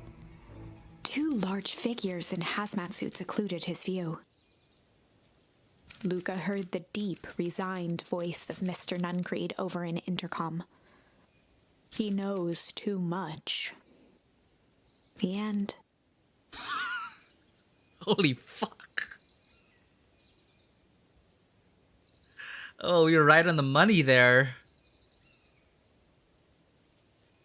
Wow. See, like, intense moments, just written so well. The music, though, it did tip us off. The music was there to really hammer in the feeling that something is wrong with this guy. But I loved how it dawned on me that, wait a fucking moment. He is the same size as that hazmat suit dude we entered. And then that it's like, by then it's a point of no return. I love how they already established that he had his hand on his shoulder from the very beginning. Of course, like comforting him, right? But that is it. When that paw landed on Luca's shoulder, that was it. Fourth playthrough, Fisher. Wait. No. This isn't the end. I know there's still much more. But that's intense. Like, what is so crazy that they would kill children and kidnap, silence people? Or maybe it's a fate worse than death. Maybe they turn us into those clipboard people, or feed us into their super fertilizer, or I don't know. Somehow this went wrong. Okay, let's try something else. Oh, that's so scary. But I loved it, how they, there's a shame in his eyes, and that already colored the scene, colored the sequence really well. And we were thinking, was he responsible for our mother missing? Maybe not precisely our mother, but other people. There truly was a shame there, but he's working for the baddies. Yeah, it says deep engineering. It says there's a body. Yeah, weird chemical shit. Deep engineering probably fell into the vat or something. Okay, so that's a dead end for us. Dead end. So we are left with... So it gently guides you down. Like, it's not overwhelming. Like, we had two options, but then it cuts off there. And then you're forced to take the path you haven't explored. So we're going back to the warehouse of horrors. This moment, I don't think everyone on chat has seen this yet. This was in the earlier parts of the game. But we have a new charm to use, which is struggle. This is a story about struggle. This is a story about struggle. Luca could hear a machine humming somewhere nearby. He felt around wildly, searching for something, anything that could help. His hands found a hard object, maybe a tile? He yanked it free, lifting the cold stone. Let me go! I also love this narrator and the music and the way she's reading it. I feel like I'm huddled up around a storyteller with a cup of cocoa next to the fire and just listening to Halloween stories. Luca swung the tile as hard as he could at the shape that still held fast to his leg. He heard the crack of glass as the stone hit the assailant's mask. Oh With a dear. muffled yelp, the hand let go. Nuncreed? Luca was free and scrambled to the door. He never looked back once on the long run home. Chapter 3. We're back. Everything's fine. Everything's fine. The next morning, it was quieter than usual at the breakfast table. This is when Grandma receives the call from her secret society, or her co-conspirators. I have a feeling they know what's up and they've been fighting against it. Or the worst case scenario is that Granny and the others are all in on it. Why did she move in, right? Why did she move to town? Coincidence? Is she just using our parents' disappearance as an excuse? Or was our mother fighting the good fight, went missing, and so our grandmother stepped in to pick up the fight? Only the sound of silverware and chewing interrupted the awkward silence.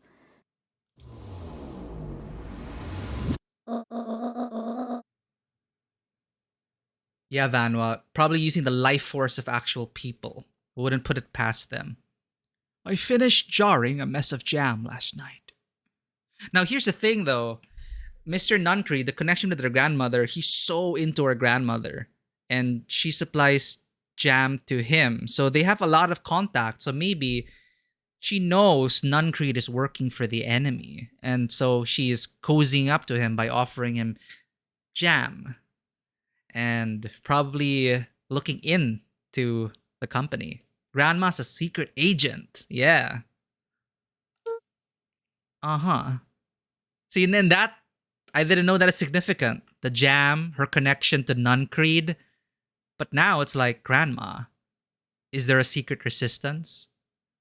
So that'll need to get delivered into town today. Okay. So, What did you and Rollo get up to yesterday?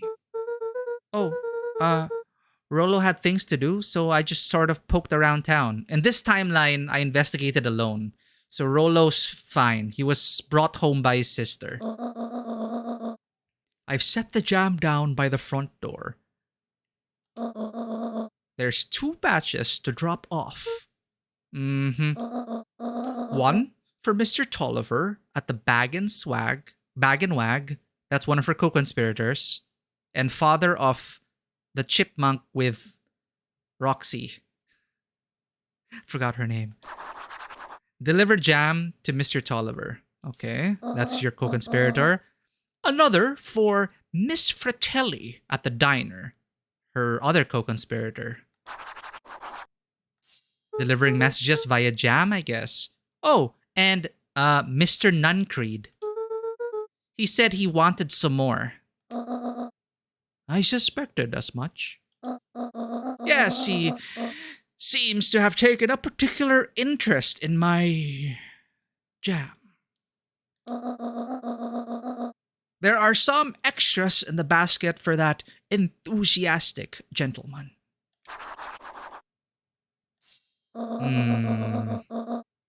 Just make sure Fratelli and Tolliver get the ones on top. No problem. Off with you now while the day is still young. Haha. Doing the work for their assistants. Let's go. Then she gets the call. No, she makes the call to Tolliver. In this timeline. Hello, it's Juniper Hartford. Before you hang up, just hear me out. I have a business proposition. See, we're not sure what side Grandma's on. The simple matter is we both have the same problem that needs solving. My bet's on the Valentines. She's gonna work with the Valentines and go up against Perennial Harvest. Very well. We can meet tonight.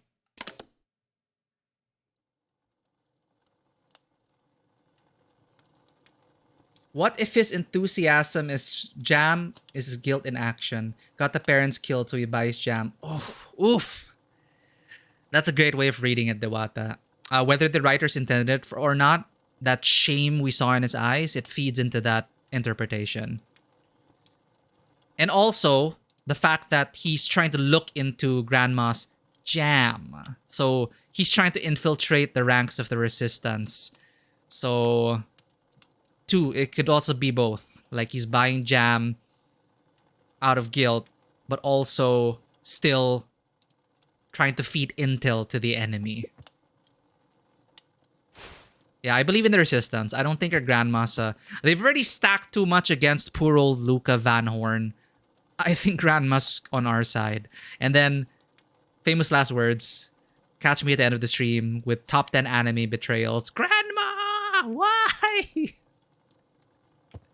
I trusted you! I delivered your jam for you. Okay. Sorry about yesterday.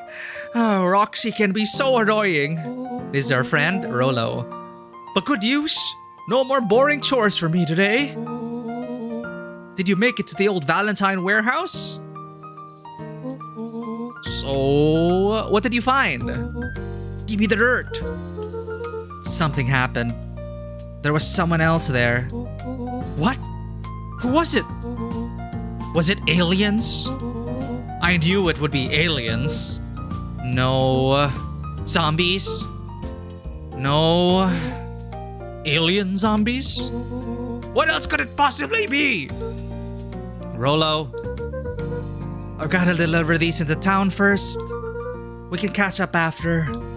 Ooh, is it a whole thing? It sounds like a whole thing. Yeah, we shouldn't talk about it here. Meet me at the treehouse tonight. I'm not sure what this treehouse is that you speak of. Meet me at Mission Control. Roger that, Space Cadet. Time to deliver some jam. Yeah, Grandma's gonna sacrifice us to Cthulhu or something. No, please. I watched Hot Fuzz already. Was it Hot Fuzz? The one with the town. The small town. Small British town. Small British town. My god. Rolo had some bad endings already. Like in that other timeline, he was stuck in a facility somewhere. Look at Joey looking for beetles. I have a feeling Joey is gonna play a key role at some point. Wait! Watch your step! Oh, sorry. There was a whole family of beetles here. They've gone missing. I thought they just sort of wandered around. So Joey's gonna stumble upon something because of how the insects react to whatever's going on with perennial harvest, is my guess. Everyone has a home, Luca. Even beetles. So he cannot find the beetles. He cannot find the bees. Something is driving away the insects. Luca checked the soles of his sandals. I think we're okay. It's weird that they're gone. They went missing when the festival preparations began. You think the noise scared them away? Something like that. Just watch where you step, okay? And we still don't know. Like, our grandma is also... Those people are in charge of festival preparations. What's happening? Okay. I'm wondering if you can change fate by delivering one of the batches to Mr. Nuncreed first. Probably not. This guy, Perennial Harvest is built... Look how terribly they built it. Right in front of... It's so awkwardly... Like... It's like they could have just like covered the whole thing, right? But I find that that's even worse that they built halfway into his yard. You can tell those jerks. It doesn't matter how many boxes they pile up. I ain't moving. Rumph. Keep up the good fight, mister. You know, his sitting there is probably preventing Perennial Harvest from expanding to do bad things. You know, for all we know, they wanted to use his lot as, I don't know, breeding grounds for alien juices or something. So keep up the good fight, mister. I'm here to deliver jam. I don't know, I'm working for the resistance.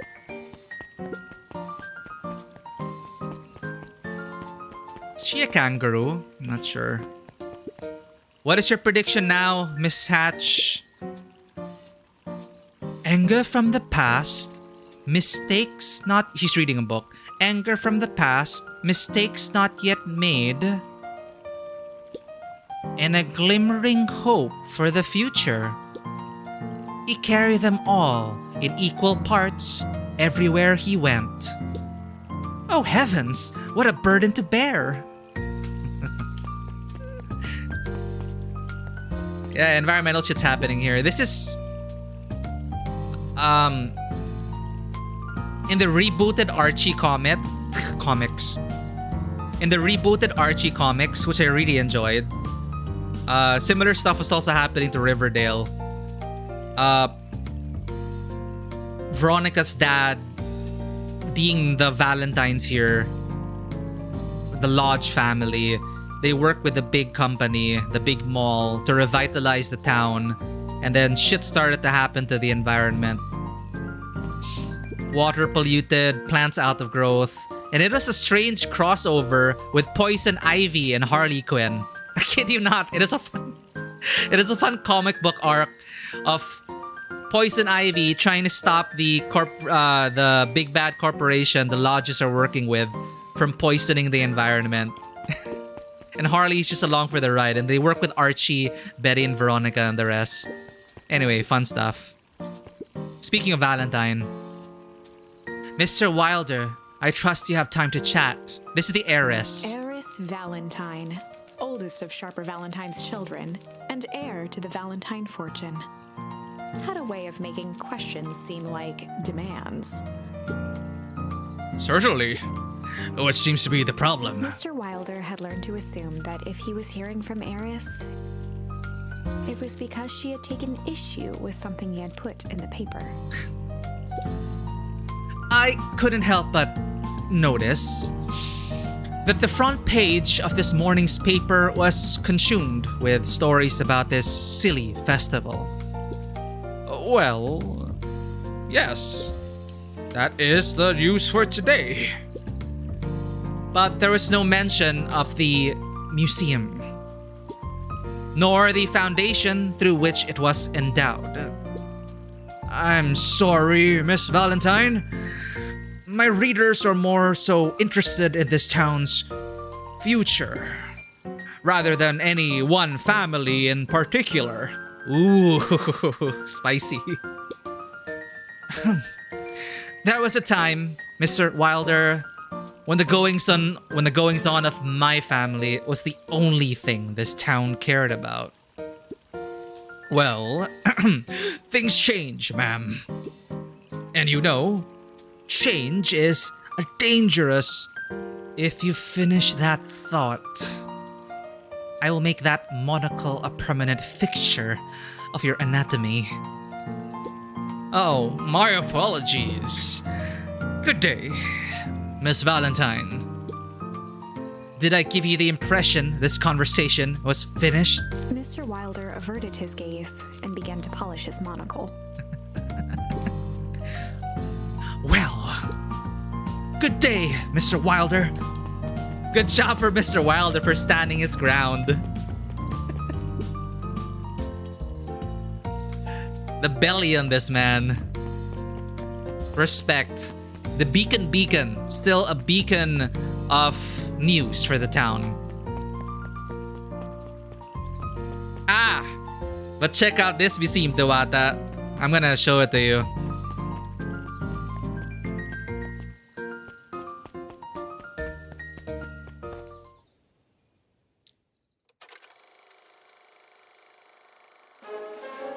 We all know Beacon Pines is a great town. What you may not know is great towns grow from mighty roots. And that is why you cannot tell the story of Beacon Pines without telling the story of one Sharper Valentine. Young Sharper's keen intellect and strong moral fiber led to a grand vision. A vision of a community dedicated to a better tomorrow. No, there's a place for this. There's a place of history for the Valentine family, but if your whole museum is about this... Lucky for us, he decided to grow that vision here in Beacon Pine. And how does one grow a better tomorrow? With fertilizer, of course. Valentine's Fertilizer Company became the lifeblood of a town yearning for better. Yeah, it's the history of the town, which is totally fine. Struck. A scientific experiment gone wrong. An accident which took Sharper away from us far too soon.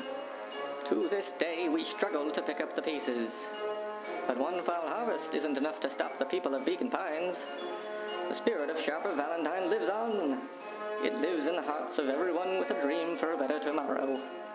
Together, we will follow his example and grow a bountiful future.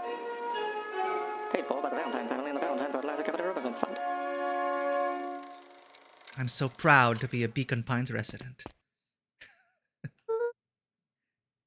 That was unhelpful. Yeah, they're trying to clean up their name, I guess.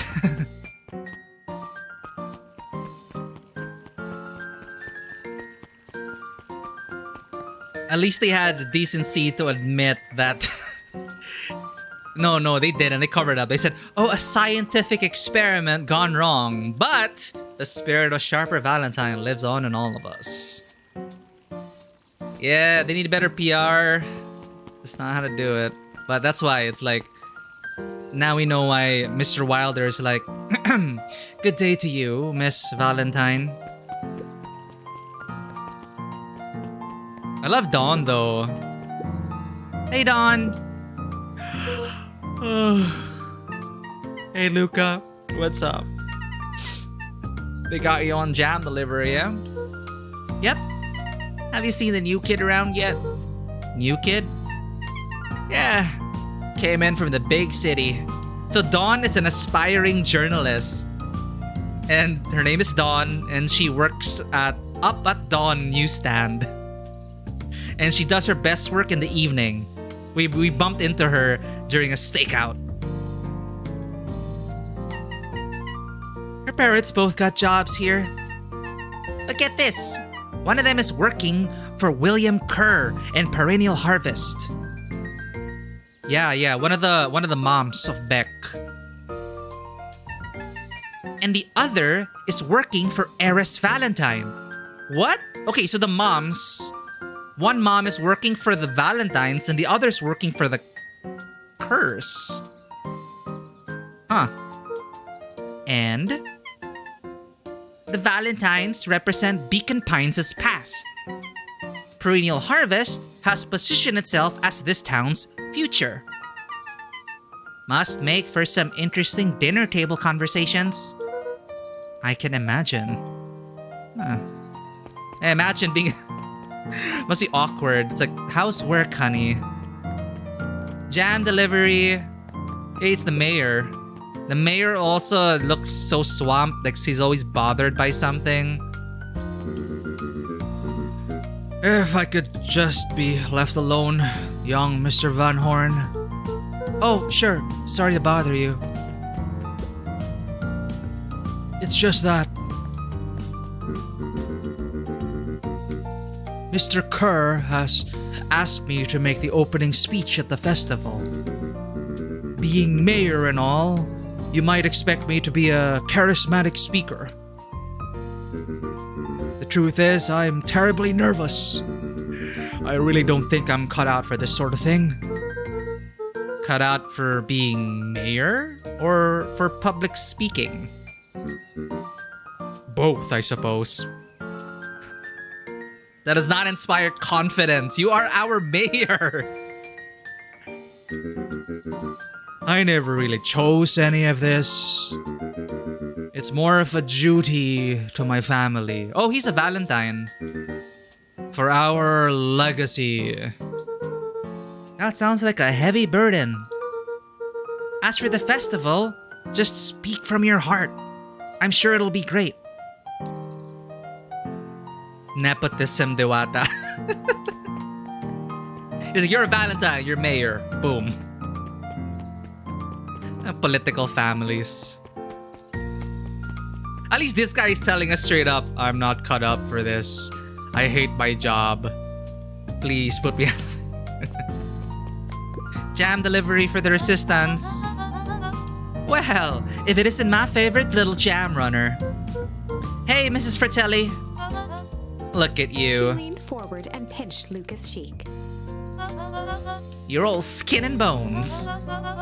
Is your gran not feeding you? She is, it's just... I understand.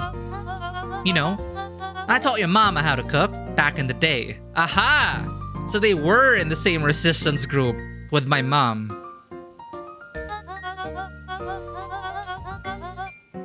You may not even remember, but you and her used to help out in the diner. See that picture over there?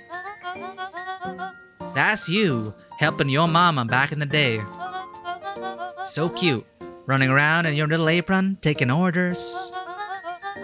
The whole situation just breaks my heart. What happened with Eleanor? Aw. I've got a feeling she's out there somewhere, yearning to be with you again. Few things in this world can keep a mother from her son. Luca shifted the basket uncomfortably. Oh, yes, let's see here. Mrs. Fratelli lifted the cloth and inspected the jam. Yeah, Mrs. Fratelli. So I'm imagining Italian accent or like, you know, Mrs. Fratelli with the... Yeah, I can imagine it. Valentines are canine designs. Yeah, they all seem to be canines. Ah, they even have my name in them. How thoughtful. She carefully lifted out her jars of jam. Or she's married to an Italian. If she took his name. Or his or her name. You tell your gran hello from me, Luca. Will do. But this whole setup for me screams like American Diner.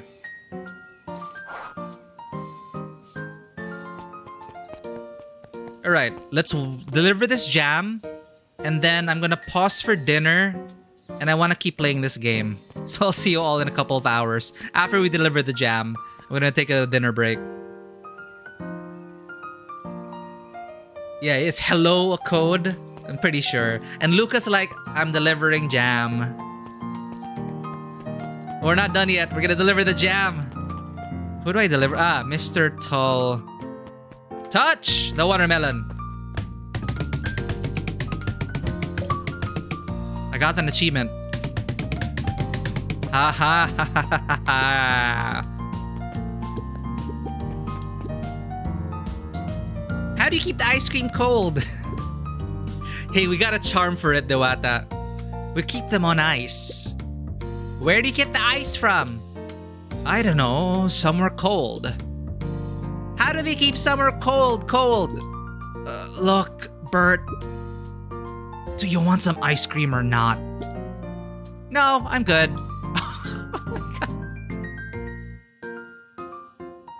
And he's licking his lollipop too.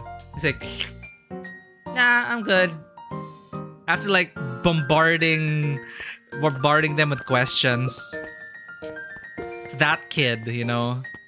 Huddled at his counter, Hiram Tolliver was meticulously shining apples. Hiram. More accurately, Hiram Tolliver was meticulously shining one apple. Ah, yes, the shining an apple routine. It's up there with the tavern keep shining the one mug or the one glass. Hello? Beep! With a yelp, Mr. Tolliver fumbled the apple, flailing at the air as it fell. Oh, sorry. Oh, no bother, no bother. He leaned forward and lowered his voice.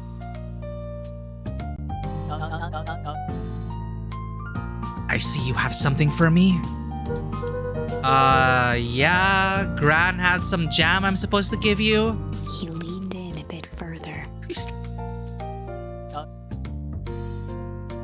Jam? Yeah, these ones on top. She wrote your name on them? Mr. Tolliver leaned back, speaking loud enough for anyone to hear. Ah, yes! The jam! Thank you so much for delivering this jam to me. He's doing such a terrible job at this. He reached forward and snapped up the jars of jam, giving Luca a little wink. I shall put it on my store shelves, post haste. Okay. I should finish my deliveries. Of course! Of He course! leaned in for a final whisper. Of course!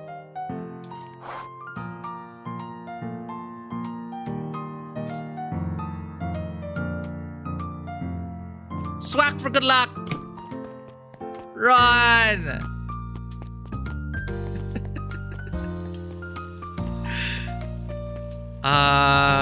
Oh, okay. Now here's where it might get interesting. Last jam delivery to Mr. Nuncreed. We know he's a baddie. Oh. Can I talk to these guys first? Hey, Kato. Look, Penguin. Penguin books. Penguin classics. Good afternoon, Luca. Can I help you find something? Maybe, maybe not. Try me. Well, there's been some weird stuff going on at the old Valentine warehouse. Can't say I know anything about the old warehouse. But empty hives don't stay empty for long. Huh? Kato motioned to the book in front of him. The more I read about bees, the more similarities I see with people. This also ties into the fact that near the facility, we saw an empty beehive. So this isn't just some random talk about beehives. If a hive collapses and fails, it doesn't stay empty for long. a new queen will set up shop pretty quickly, i.e., perennial harvest. So you're saying it would make some sense for someone new to start using the warehouse? Nature abhors a vacuum. Ooh.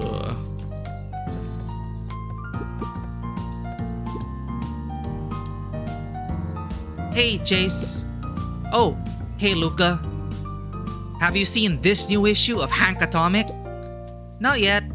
No spoilers, please. It's awesome. It's a flashback. No spoilers, please. We get to see how mild-mannered Henry Adams becomes. Hank Atomic, man of space justice. Jace! No! Spoilers! Oh, sorry. My point is, you're gonna love it. Alright, Jace. Catch you later. Roger that, Space Cadet. So Jace just spends all his time there reading comics. Okay, here we go. What if I go to the phone booth?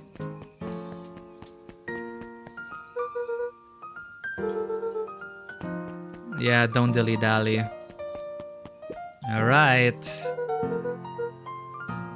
In this timeline, we know nothing about this, so got some jam for you, Mr. Nuncreed. Luca, you seem chipper.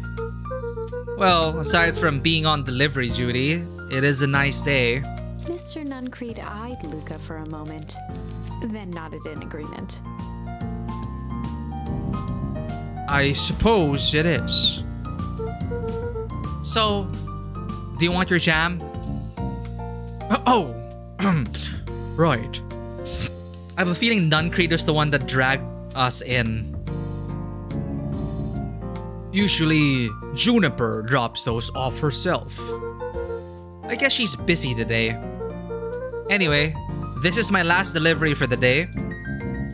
Oh, in that case... Nuncreed snatched the basket from Luca. I'll hold on to the basket until the next time I see your gran.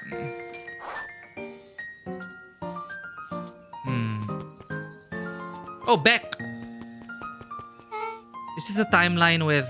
Oh no, Beck's hair is black here. Hey, you! Anchovies or pineapple? What? Don't think. Just answer. Pineapple. I would have answered anchovies. Why? How old are you? 12.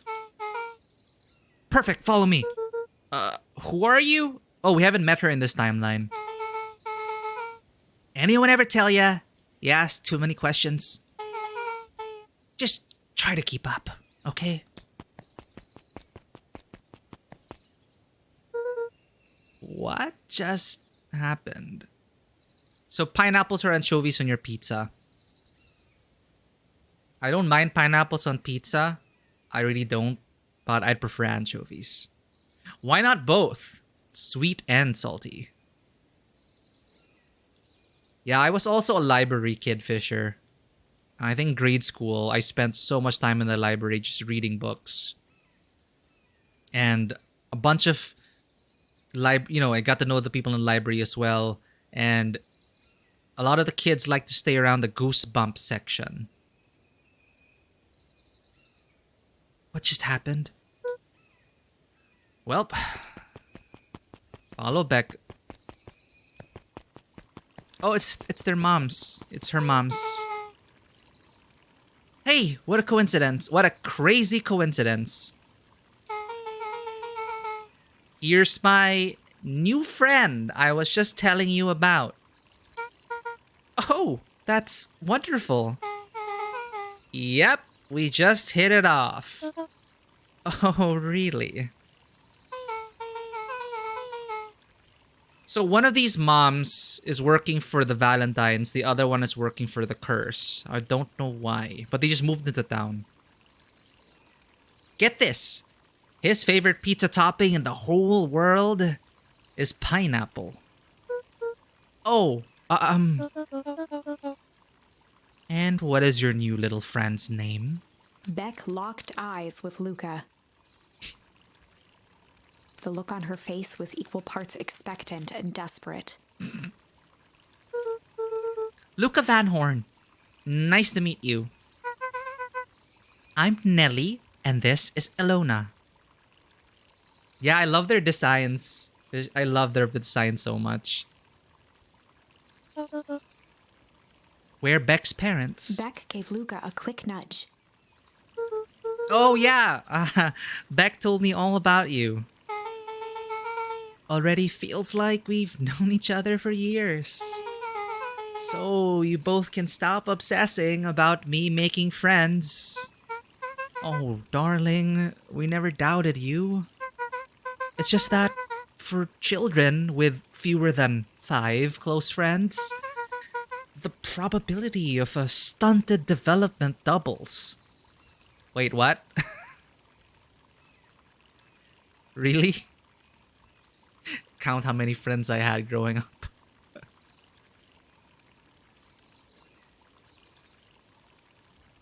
You might be right, Fisher. Like, design-wise, Mom on the left looks a bit more old-timey. So maybe, like, working with the Valentines, old school. I don't know. We'll know soon enough.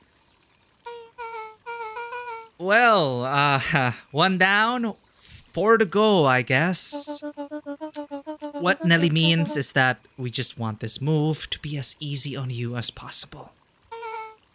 You can relax. A friend has been friended. This calls for a celebration. Luca, you must join us for dinner tonight. Dinner? Wow, another coincidence. I actually already asked him, and he said he would love to. It's just wonderful. In that case, we should pick up some groceries. You two don't get into too much trouble now. Thanks, Beck. Wow, I can't believe that worked. Thanks a ton. You're welcome. I owe you one. My moms are great and all, but they can be a bit much sometimes. Our house is the little cottage next to that big mansion place. Oh, that is the I thought it was a shed. It is their cottage. Wait, you live in the Valentine estate? Yeah, that's the spot. Meet me by their big creepy gate. Don't be late. Or I'm back to square one on this whole friend gift. Great. See you there.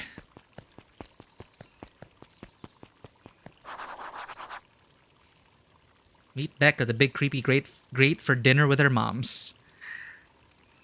Our schedule is set.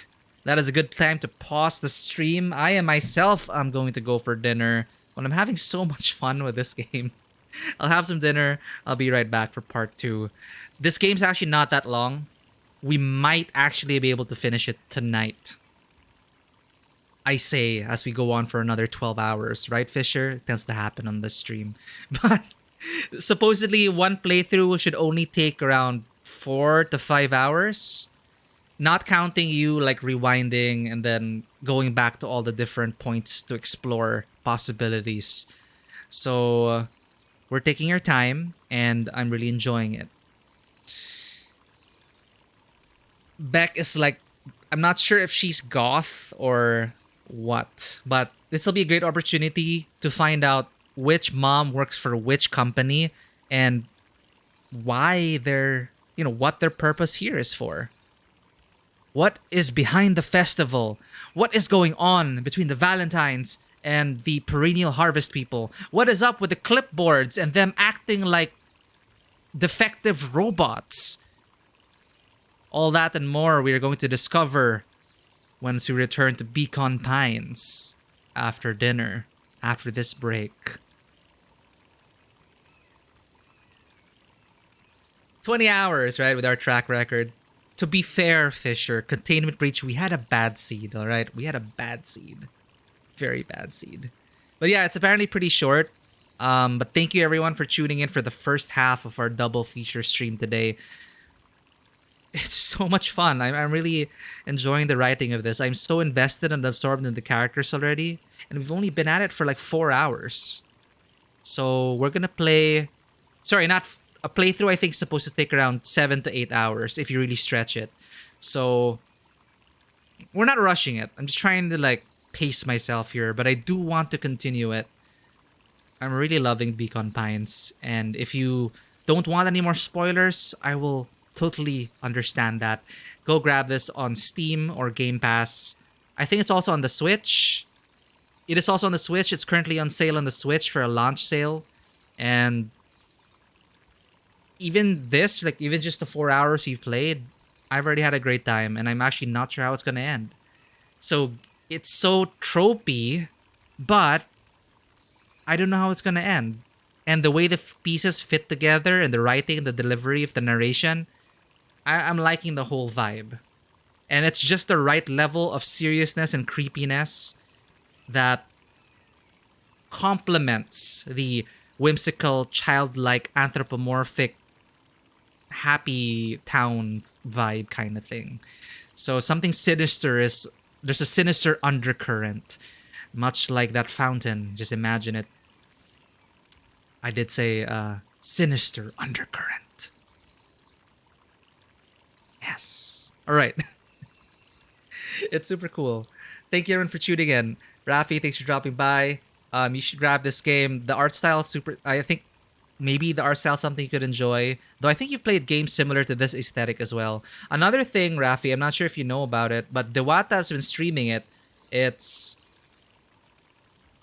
what was the name again? Of the game? Oh my god. I'm trying to scroll up. Okay, I'm so lost.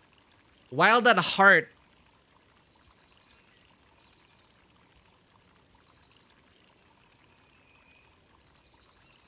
There we go.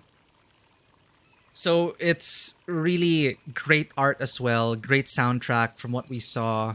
And it's a similar, you know, coming of age in a small town in the woods kind of vibe. Yeah, the connection issues aside, I hope those things get sorted out. Maybe time will just tell because, you know, no settings have changed. It's just like, what happened? It might be just a bad weekend. I think that also happened to me before. Like, the problem just suddenly fixed itself. I have no idea what happened. It just started working again. So, we'll see. Good best of luck with that. I'm gonna break for dinner now. And then when I get back in an hour or so, I'm going to continue my playthrough of this. And I think we're going to finish the game tonight. So stay tuned for that. When we return, we are going to have dinner with our new friend Beck and her moms, which work for the mysterious big families of this small sleepy town known as Beacon Pines. Take care, everyone. For anyone who may be lurking, if you enjoy this content, please consider hitting that follow button and checking us out on Twitter, Instagram, and YouTube. Our Discord is also open 24/7 for any discussions here and there, but I'm glad to have you all. Great to see familiar faces as well. Bill, it's great to see you back as well. Thank you, Anonymous Gifter and Blush Pink Peony, for your continuous support, your tips, your gift subs to everyone. I'm going to go ahead and break for dinner. I'll see you all in a bit. Take care. And as always, welcome to the table and welcome to Beacon Pines. We'll be back shortly. Take care, everyone. Bye-bye. Or no, not goodbye. I'll see you later. Take care.